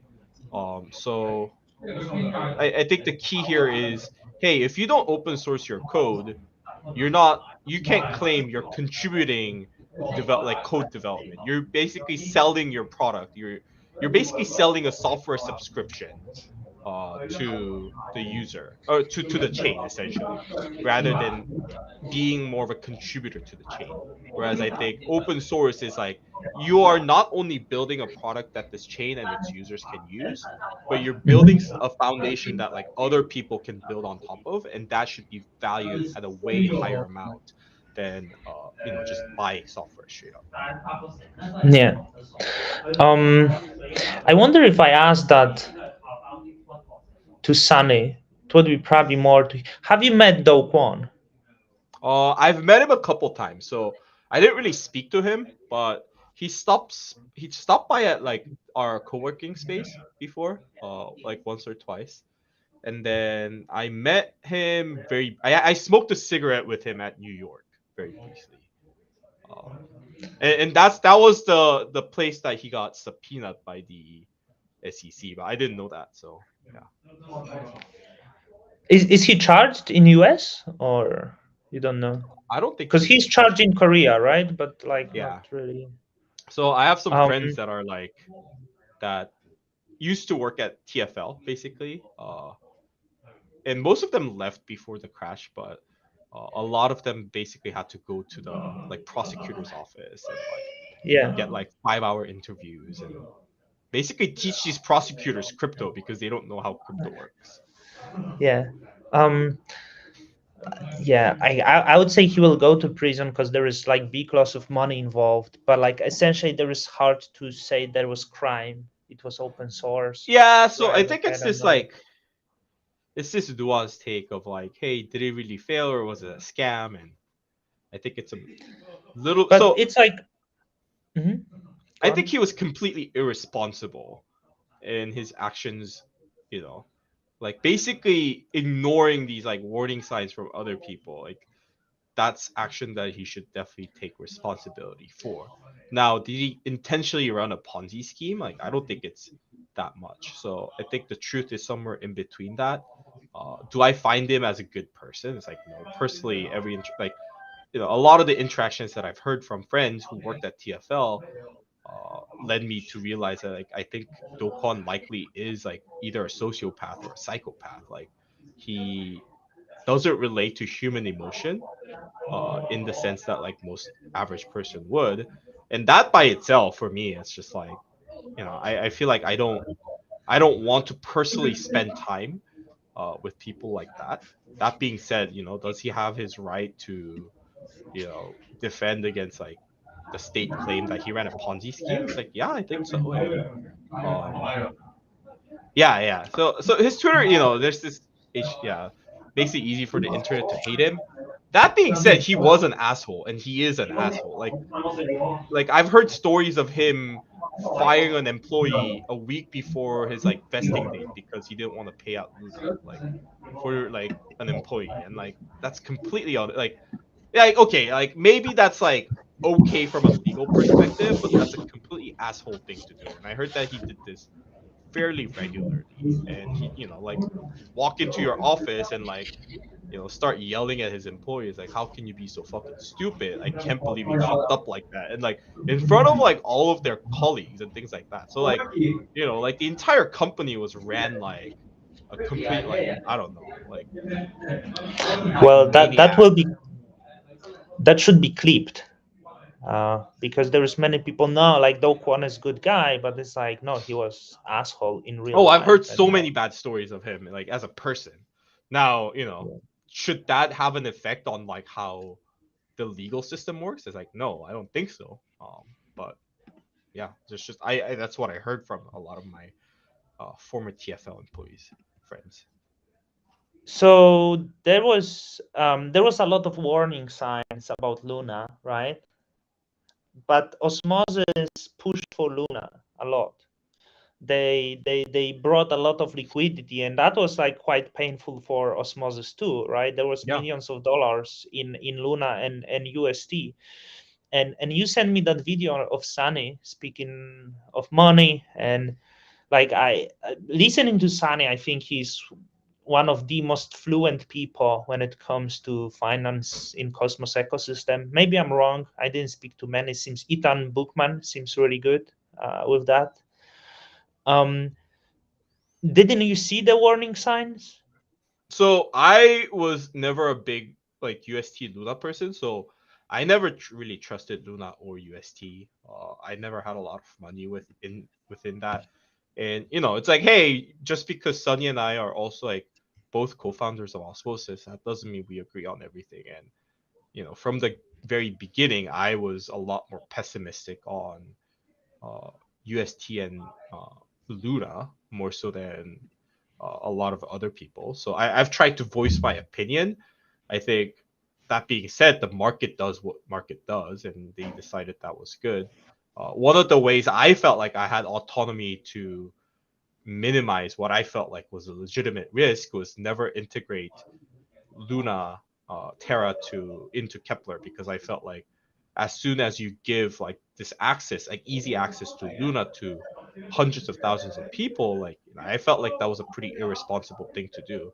Now, is that bad choice? Is that centralization on my end for having that decision? It's like, yeah, but I at the same time, Kepler is a product that's run by a company that's owned by my co-founder and I. We don't really have external stakeholders other than internal team members. So I feel like Kepler being more of a crypto like thesis driven product, and making some of these decisions is good. And our choice to not add Luna, I absolutely don't regret that, even though we got a lot of shit from the Luna community at the time, where like, oh, Kepler claims to be a Cosmos wallet, but it refuses to add Terra. And like for me, I just I like Kepler never claimed to be like an interchain wide like public goods wallet. It's just like it's a wallet that we run and operate in the Mm-hmm. direction that we think is like the way that like a wallet should go. We're not telling other wallets how to do their stuff, but we at least should have autonomy to decide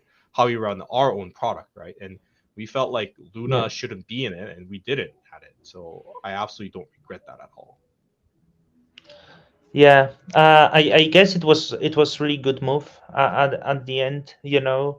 Did you ever had chats like that? Oh, I think it might collapse, like with Sane or someone or. So I actually didn't think it would collapse like that dramatically at the time. I was in a flight, and before I got on that flight, I actually went on FTX and I did like a 10x long on Luna because I thought it would recover. And then when I landed, I realized I like got liquidated. So yeah, and Uh, realized that I said I was I was margin longing Luna on FTX, so I got double wrecked wow. this year on that. Yeah. Well, it would be okay if you would cash it out, right? If you would made it, you didn't made it, Nope, so there was nope, nothing to I kept cash it. out, right? Yeah, yeah. So it's okay. Names, right? So here's this here's this name situation. There was no name service on Cosmos. I mean there was some attempts, right? There was this name service on Juno. Um, There was there Star is Name. Star name chain, yeah. And then Stargaze come in with the names.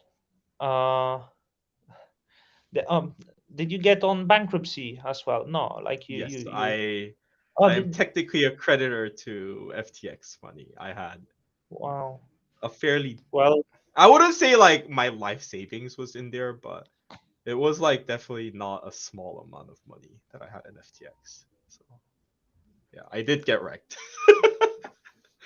And there was too this bad. was a very big like awakening call for me. Like a co-founder of a wallet has money in an exchange, and like that means like if I'm not willing to put my money where my mouth is, then like I should be building a better product. So like that was kind of like a wake up call. It's like shit, like we need to do better and we need to make self custody Yeah, better. So yeah. yeah. So Anyways, there back is to names. name service from Stargaze. That stars, right?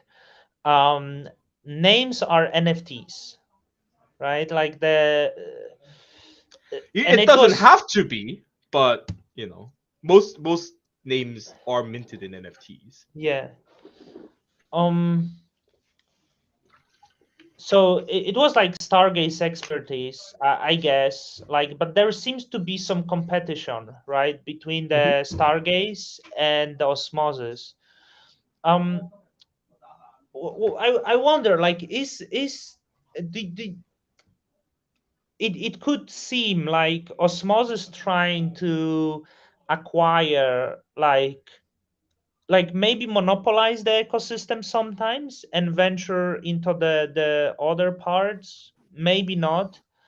um but it seems like Osmosis will offer names, Keplr will integrate it, right, which is the main wallet, shielding other name services. So if someone wants to own name, they will have to go to Keplr with this because this is main wallet. And So one correction on that, um, that I think needs to be made is, um, so this wasn't a case where Osmosis built a name. Like Keplr had ideas on building a name service for a long time as well. We just never had time to do it or like the work to do it.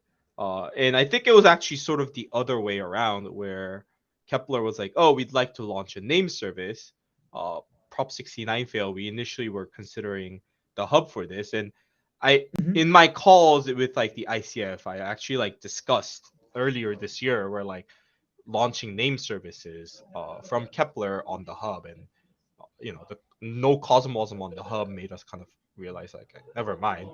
So it was actually mhm, sort of this other thing where Keplr went and you know Keplr as in like I went and talked to Sunny. I was like, hey, we've been thinking about name services. What do you think about launching this on Osmosis? And then Sunny was like, oh, I was also thinking about name services. And here are some like designs that I have been thinking about. And Sunny had some better ideas on using Twitter and things like that. So it's not the case that like Osmosis basically is launching a name service and it's like telling Keplr to go use it. It's actually the other way where like Keplr is like, hey, we'd like to launch a name service, and you know, where like can we launch it on Osmosis? And like that's actually sort of what's happening. Now, was there some like design decisions that like Sunny had input in? It's like, yeah, absolutely. Just because I find him as a very like good product person, and I think I love like brainstorming ideas with him, and I think he does a really good job at helping out, but this shouldn't be seen as like Osmosis is launching a name service. It's like Keplr went on and like got a bunch of wallet and explorer friends, and you know it's like, hey, we should launch a name service, and then he decided to do it on Osmosis rather than the other way around. So yeah, sorry, connecting my yeah, come on. microphone. Don't tell me now I fucked up the I can man. hear you, but I can't see you. Yeah, don't tell me I fucked up now the camera because I was connecting the microphone again. What Should be camera do okay. you use? I always notice that it has a really nice like background Oh, blur. you have amazing quality, but No, this is like a $30 webcam. oh, it, It's it just looks like I set up the lighting really nice. So yeah. okay. The audio is now okay, but I ruined so I use Canon. 6D Mark II, so it's Nice. DSLR. So it's like really it's That's full what I frame always thought. Yeah. camera. Uh, So I used to but be now, a video production major in college. So oh, I have I a will big tell fan you of a little cameras. bit, man. I don't know what to do now. Um, Nice. should like I was seems if not, I will switch to my webcam, which will be worst. Yeah, still I think it's better than nothing. So. And I'm back. Oh, you're back. Yeah, Nice. yeah. Well, sorry, sorry, everyone for that. We will get back to it. I was retoucher. I used to retouch for magazines. I tried to get to film school 3 times, and I used to take pictures as the hobby. Like, I have like everywhere like mass mess. Like, so here's the Polaroid. Here's the little point and shoot GR1.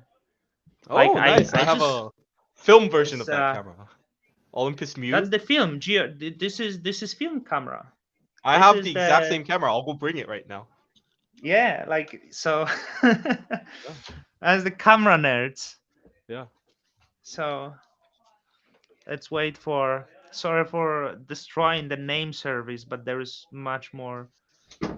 Yeah, Yeah. So I man. have that Like, exact same camera right here. nice. Wow. GR1. That's so cool. Yeah. So, and recently, so this is the new one, right? And I also bought the. Do you know contacts? I was in Japan, and I got this legendary contacts. Which one is it? Contacts T2. I They're have like the how. T3. I'll go bring it. Wow. So cool.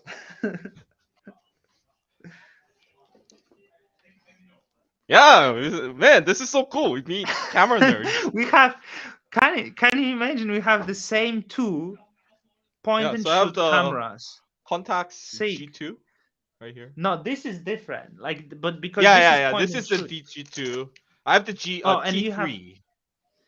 Yeah. So I was looking for Yeah, T3, right? yeah, Because the um but I went to the camera store in Japan and I asked for Contax T3 and they didn't have, they had T2. And I really yeah, wanted T2 or T3.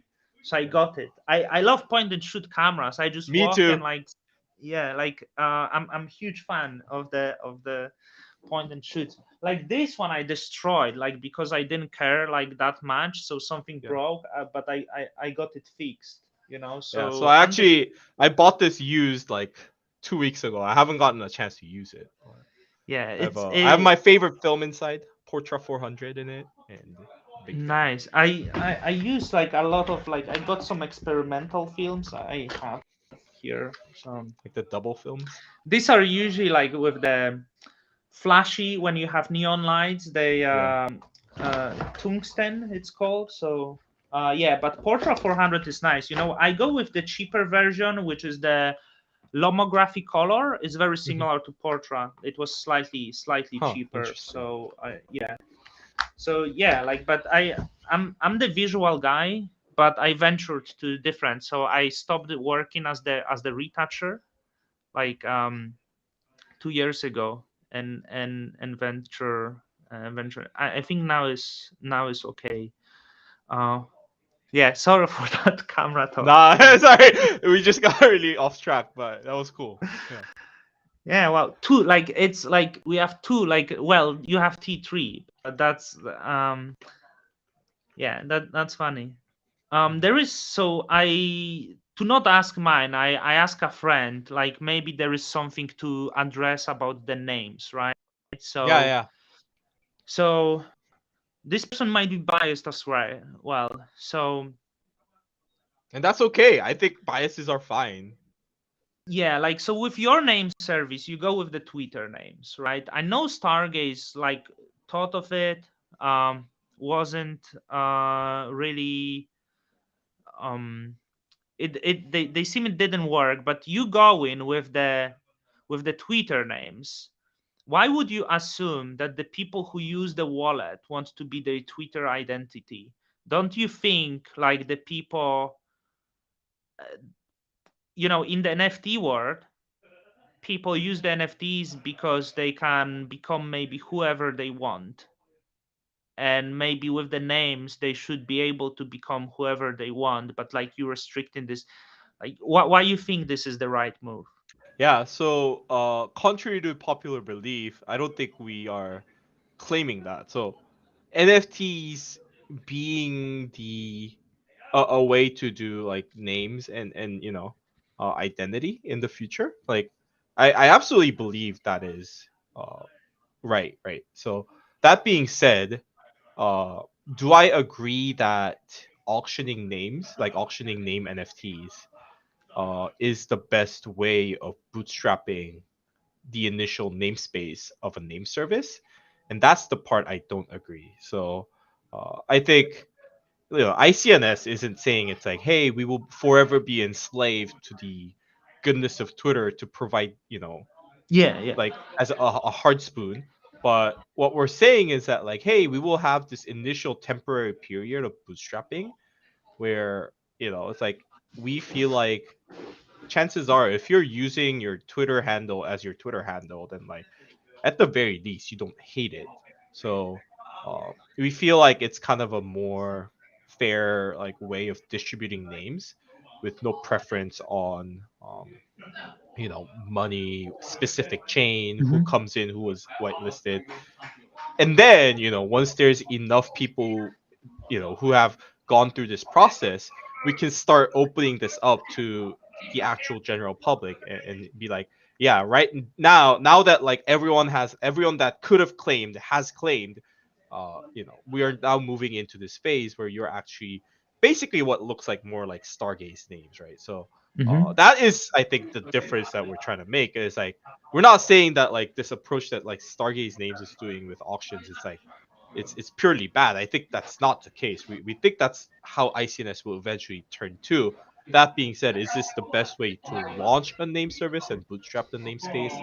I personally don't think so, and I think that's kind of the only and main primary point of contention. Other than like, should the chain token holders benefit from these fees and the money that is generated from it, or should it be like the wallets, the explorers, the web apps that use it? So I think those are like the two main points. Yeah, so this was the next thing, that the economic model of Stargaze seems more fair because It's more fair to stars holders. Now, is it yeah, fair for all of Cosmos? And I would say that's actually not the case, right?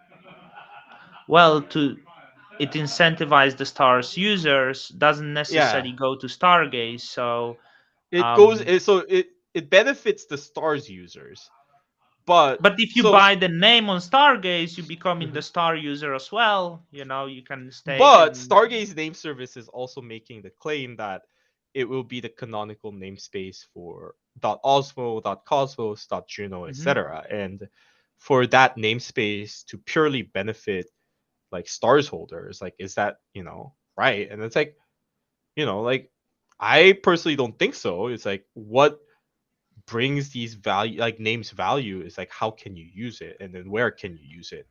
And in a lot of those cases, it's typically the integrators that really have to put in Mhm. the work to make sure it gets adopted. And for all of the revenue to go to uh, one specific chain, just because that's where it was minted, I think it's unfair. That being said, because these names are tradable NFTs, I think when you have a massive user base and good integrations, that's what drives demand. And how an NFT chain can actually benefit from it is through the organic trading and the marketplace that forms around the names. Right now, I think our stance is like let's just let everyone kind of claim their names and you know like just have a sort of this like earlier fair launch, like more restrictive mechanism, and then open it up to the marketplace later. And this in itself I feel like is sufficient incentives for the marketplace to generate rather than the actual minting of the namespace itself, which I Yeah, think should be more chain agnostic, more focused on client side applications. yeah. I'm trying to think like if there is any. um compromise to be found. Because to be honest, like I know the teams don't really want to compromise like often. Yeah, um and it's and a very like prisoners like dilemma situation yeah. where if both um agree on compromising, then like you get the optimal result, and then if both kind of reject it, then you mhm, get yeah. both less optimal results. But it's like chances are most people um will.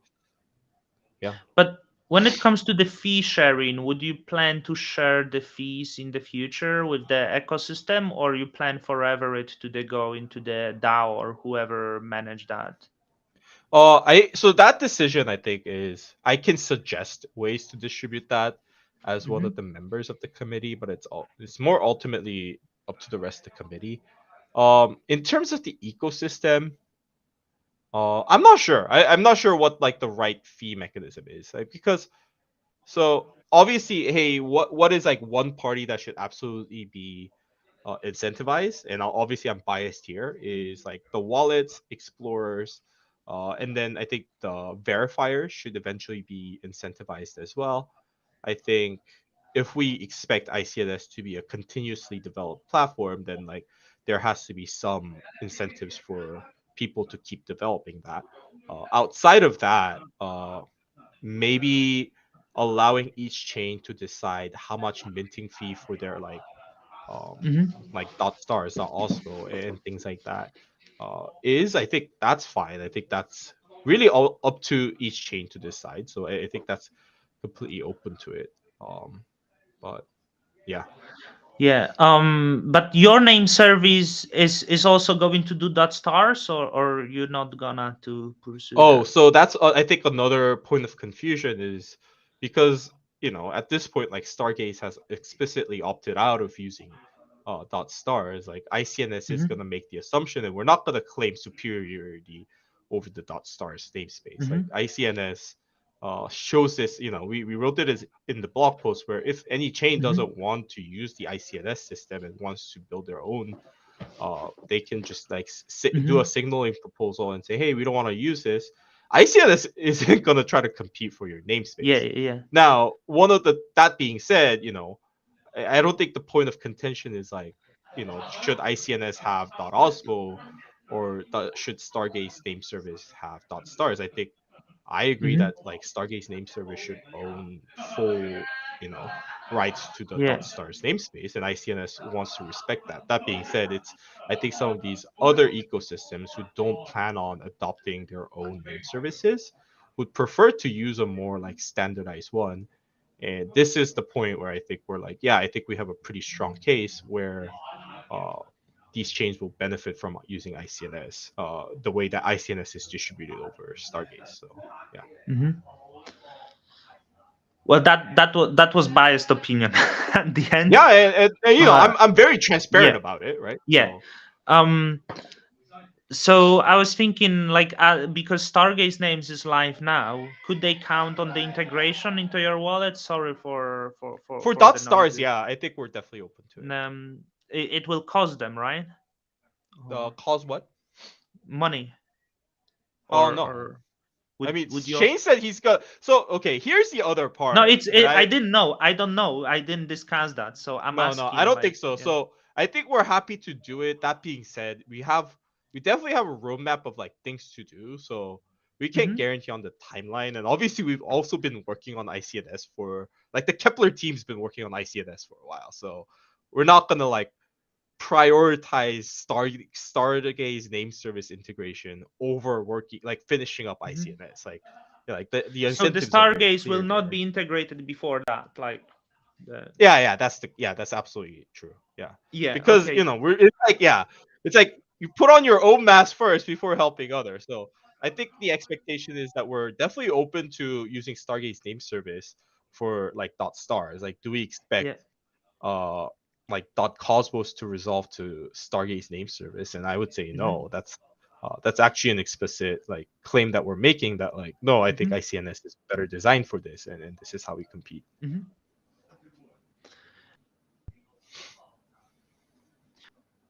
So lost the. It happens. um. you have 1 year to open up, right? So the first year will be onboarding, which is like really like to me, I think Stargaze has long time to kind of like fight you. Like if they want to compete, right? That's this onboarding phase. But would you consider shortening this period to claim the Oh Twitter names yeah. and going? And I wonder, like, if then if it happens and you fully open up, would you consider Stargaze like to that it would be the place to go to trade the names? And is it possible to integrate to mint the names via Stargaze as well, or that's not something you guys consider? Um.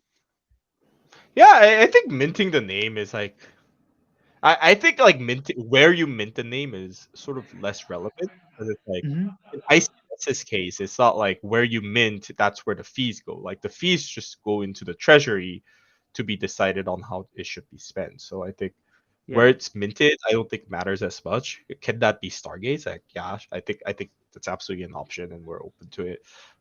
In terms of trading these name NFTs itself, I see Sisla here. Shout out to Sisla as well because I'm a big fan of Oh, him. But I saw Sisla different profile before, and yeah, yeah. it seems he But I changed mean, the that's the thing image. is that like ICNS isn't, we're just saying, hey, these are going to be NFTs, but it's not like ICNS is going to build NFT marketplace. Like, so, like, hey, So maybe the we claim period would be shortened, and wherever you can trade standardized like CW721s, like, absolutely, that's where these would be traded. And yeah, I don't know, should like, be. that's my personal take. I don't know what anyone else thinks about it, Yeah. but And there will they be any, what do you think? Would you like, because Stargaze has this model that people can bid on the name, right? Like do you think like like it would be good model to apply into your names, or not really? You have other ideas? And after the bootstrapping phase, I think that's fine.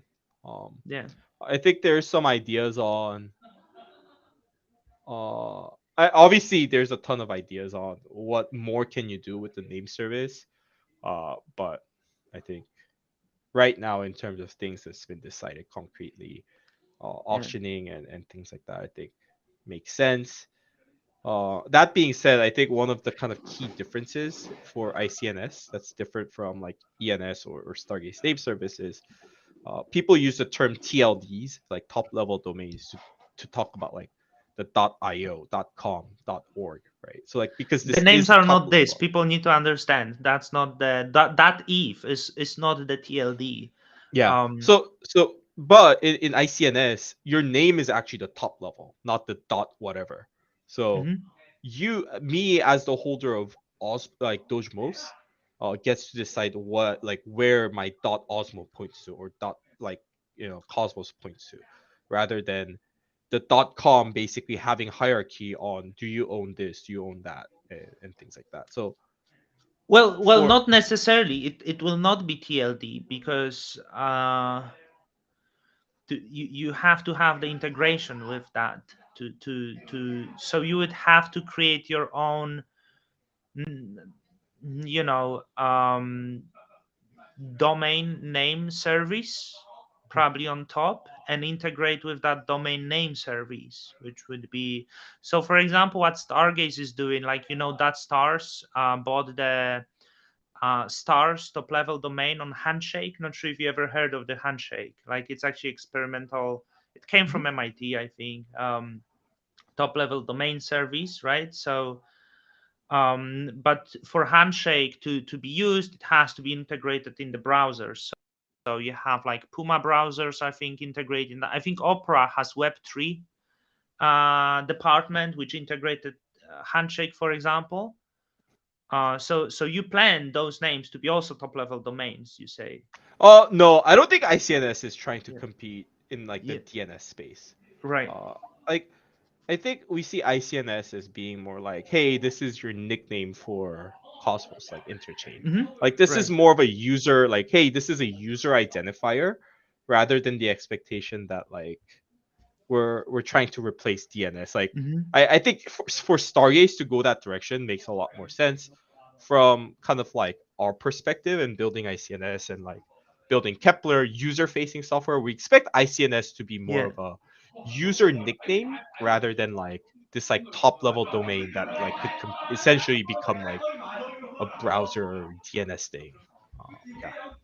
Well, Cecil asking something very complicated. So if name is the TLD, can have subdomains like it's actually impossible. Like like the names to be TLD in I know in the handshake like those are the top level domains. Like, but that's only one protocol that actually does this. Yeah, Which and you know, it's like you can claim you're a top level domain, but it's like it's not at the end of integrated. the day, it's done by like social consensus, right?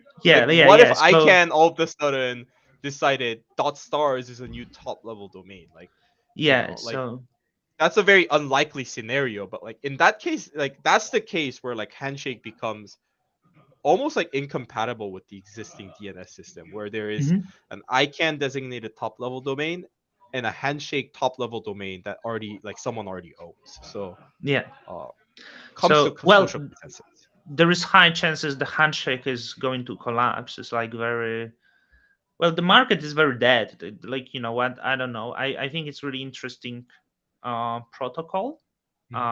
proof of Yeah, work I think it's a protocol. cool idea. It's a good. But I it also think they lacked the effort into pushing it like integrations and things like that yeah. into wallets, into Well, like the problem explorers. was that those who built the protocol they left. The story of handshake is they built the protocol like just and launch it and left. And I'm also claiming this where Handshake's early users were all users who bought Handshake names with the expectation that because I bought this rare name, it will appreciate in value rather than people who wanted to use this name for their business, for themselves, for their cars, for their Hmm. whatever. Like most of these people were people who just wanted to flip, right? And Yeah. when you have an entire community that's only full of people who are wanting to flip, I think that's like that has a very high chance of failure. Well, I'm not saying there were legitimate people who were like building, but I felt like there was kind of a discrepancy between these two. Yeah. partially. I think the top 100,000 the most popular icon domains like Apple, Amazon, all of them were reserved for Apple to come and claim and also receive the airdrop. So they actually restricted so people don't try to steal those popular domains, for example. And those that are owned by Icon are also not there, right? So they try to make it like, but there are other names where people try to, of course, flip it. I'm the owner of 7,000 names on Handshake. You're the problem, man. I didn't really flip. I lost on Handshake. I I really know, lost but if you money. could have flipped, you probably would have flipped. So, I owe did two you need single 7,000 emoji domain names. names? I would say probably not. So, I was yeah, just and I like, think this is a major issue in getting like fair distribution of namespace across people who actually use it. So well, yeah, I'm trying to sell sell them. You know, I have only few that I like, but the rest is like listed very cheap. Most of them are like rubbish as well, right? someone But gifted me .dojmos, I think. Someone from the oh, handshake that's nice. community, which was really nice. Yeah. Uh, yeah, the H8 owned thousands of Web2 domains. There was a lot of business early days in the, you know, Michael Saylor was one of the like he made a lot of money on few domains. I think one he sold for maybe 35 million or something like this. Dang. Um, but yeah, it's down to integration. So ICANN owns the space, which is centralized foundation, I believe. That Well, is, it's actually ICANN doesn't isn't it drive. government? So it's a non-governmental organization at Okay, this point, but in a centralized system, integration is no longer a competing point because there is a right or wrong answer. Whatever this organization says, this is the right answer. That is the right answer. In the decentralized systems, how do you figure out what is the right like dot osmo? And I think that all comes down to the yeah, integrations. yeah. So as of now, you know, uh, all the major browsers supporting ICANN, and they don't support any other name service. So Yeah, actually, because all there's of no the incentive to do that, right? Like, yeah, all of why the should inters Google spend their engineering hours like supporting Handshake, like when they have a shitload of other things that they probably could work on that would make them more money? So yeah, it's like at the end of the day, it's all about incentives. Like I recently saw that Unstoppable Domains got integrated into Etherscan, I and hate them. I hate them so I'm not much. a big fan of Unstoppable. I'm not. Yeah, I'm not a big fan either. Like we were reached out by them on Keplr integration multiple times, and I've sort of ghosted them because I Yeah, find that as like the having the least amount of legitimacy, where a single company just says, "Hey, we own all these names and we will sell it," and now so that's like obviously the least like decentralized namespace there. That being said, what you're buying when you buy a unstoppable domain name is this belief that unstoppable domains as a company will push to get these names integrated into as many platforms and wallets and explorers as possible. And that's what exactly they did to Etherscan. Did yeah, they but you know I'm assuming that, they paid a shitload of money for that, like and for and Etherscan and it integration. also has nothing to do, like it's like your name in the Web3.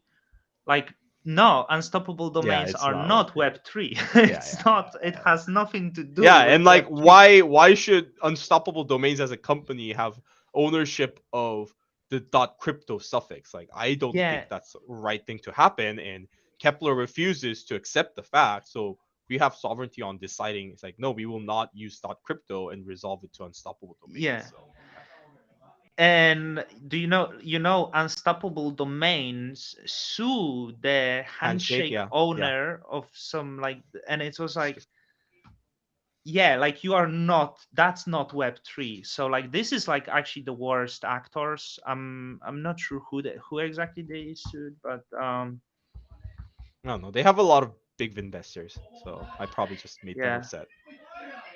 but yeah, I don't really like them. Um, has threatened to sue a handshake domain service.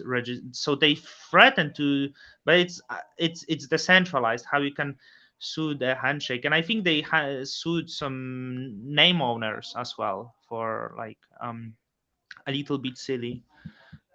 Okay, Josh. It's a little noisy. I will have to go. The Need soccer to eat game a has little. begun, I'm assuming.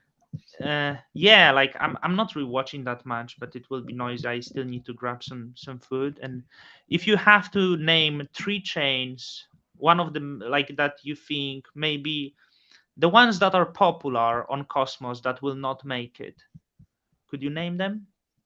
Um, Obviously star name. Uh, I'm starting to get pretty worried about IXO, in some ways, Mm-hmm. and T grade. I'm also pretty worried about. Oh, that's Um, interesting one. I'm just going through the Kepler list right now. Um, I'm also pretty concerned about obviously Sif chain. Oh, Uh, this one done, right? um, I actually think Kujira is interesting. Like they're like, it's like we don't agree on like philosophically on things, but like I respect the hell out of them just because they're like, yeah, we don't like, yeah, you don't want to pay for Kepler, so we'll build our own wallet. Like that's a hell of a fighting spirit, and I fully respect that. So like people think I hate Kujira. I was like, no, I wish more chains would be like, we would like to build our own like app specific wallet. I think that's amazing. Well, I would only say like you need to know Kujira is also not really Web3. It's the It's yeah, it's it's close source. So yeah.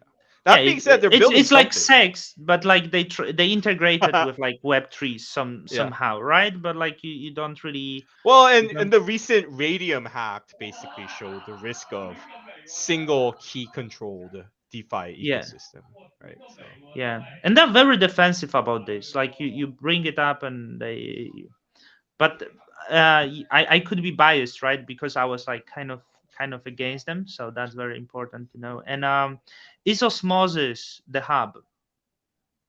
mm, so I think Osmosis is the economic hub. So like I would say to people that Osmosis is the New York to the Cosmos Hub's DC. Uh, and I think that's a pretty accurate description. Now, I would, is the hub evolving in the right direction for it maintaining this like DC position? And I think I would love to see more improvements happen on that side. But do I think Osmosis is the like New York, like the economic hub of the interchain? And I think that's true. And I think that should be a very non-controversial statement. So Yeah. yeah. What's the largest risk to osmosis? I think the largest risk to Osmosis, surprisingly, is the rate of the growth of the interchain. Like we need more products to ship faster than the current status quo for Cosmos to GMI. Cosmos doesn't have a massive treasury, nor a bunch of like friendly VCs that would enter into a round.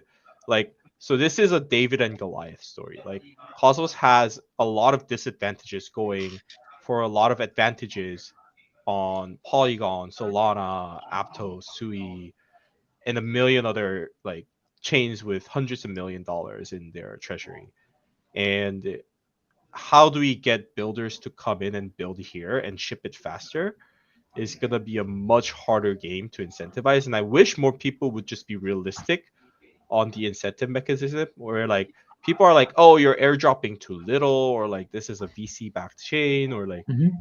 or like you're not airdropping enough, or like I think these are such minute details to realizing, hey, you don't like it, don't like sell it and leave, right? Like exit is always an option. So uh osmosis needs to osmosis only has value when there are compelling assets that people want in Cosmos.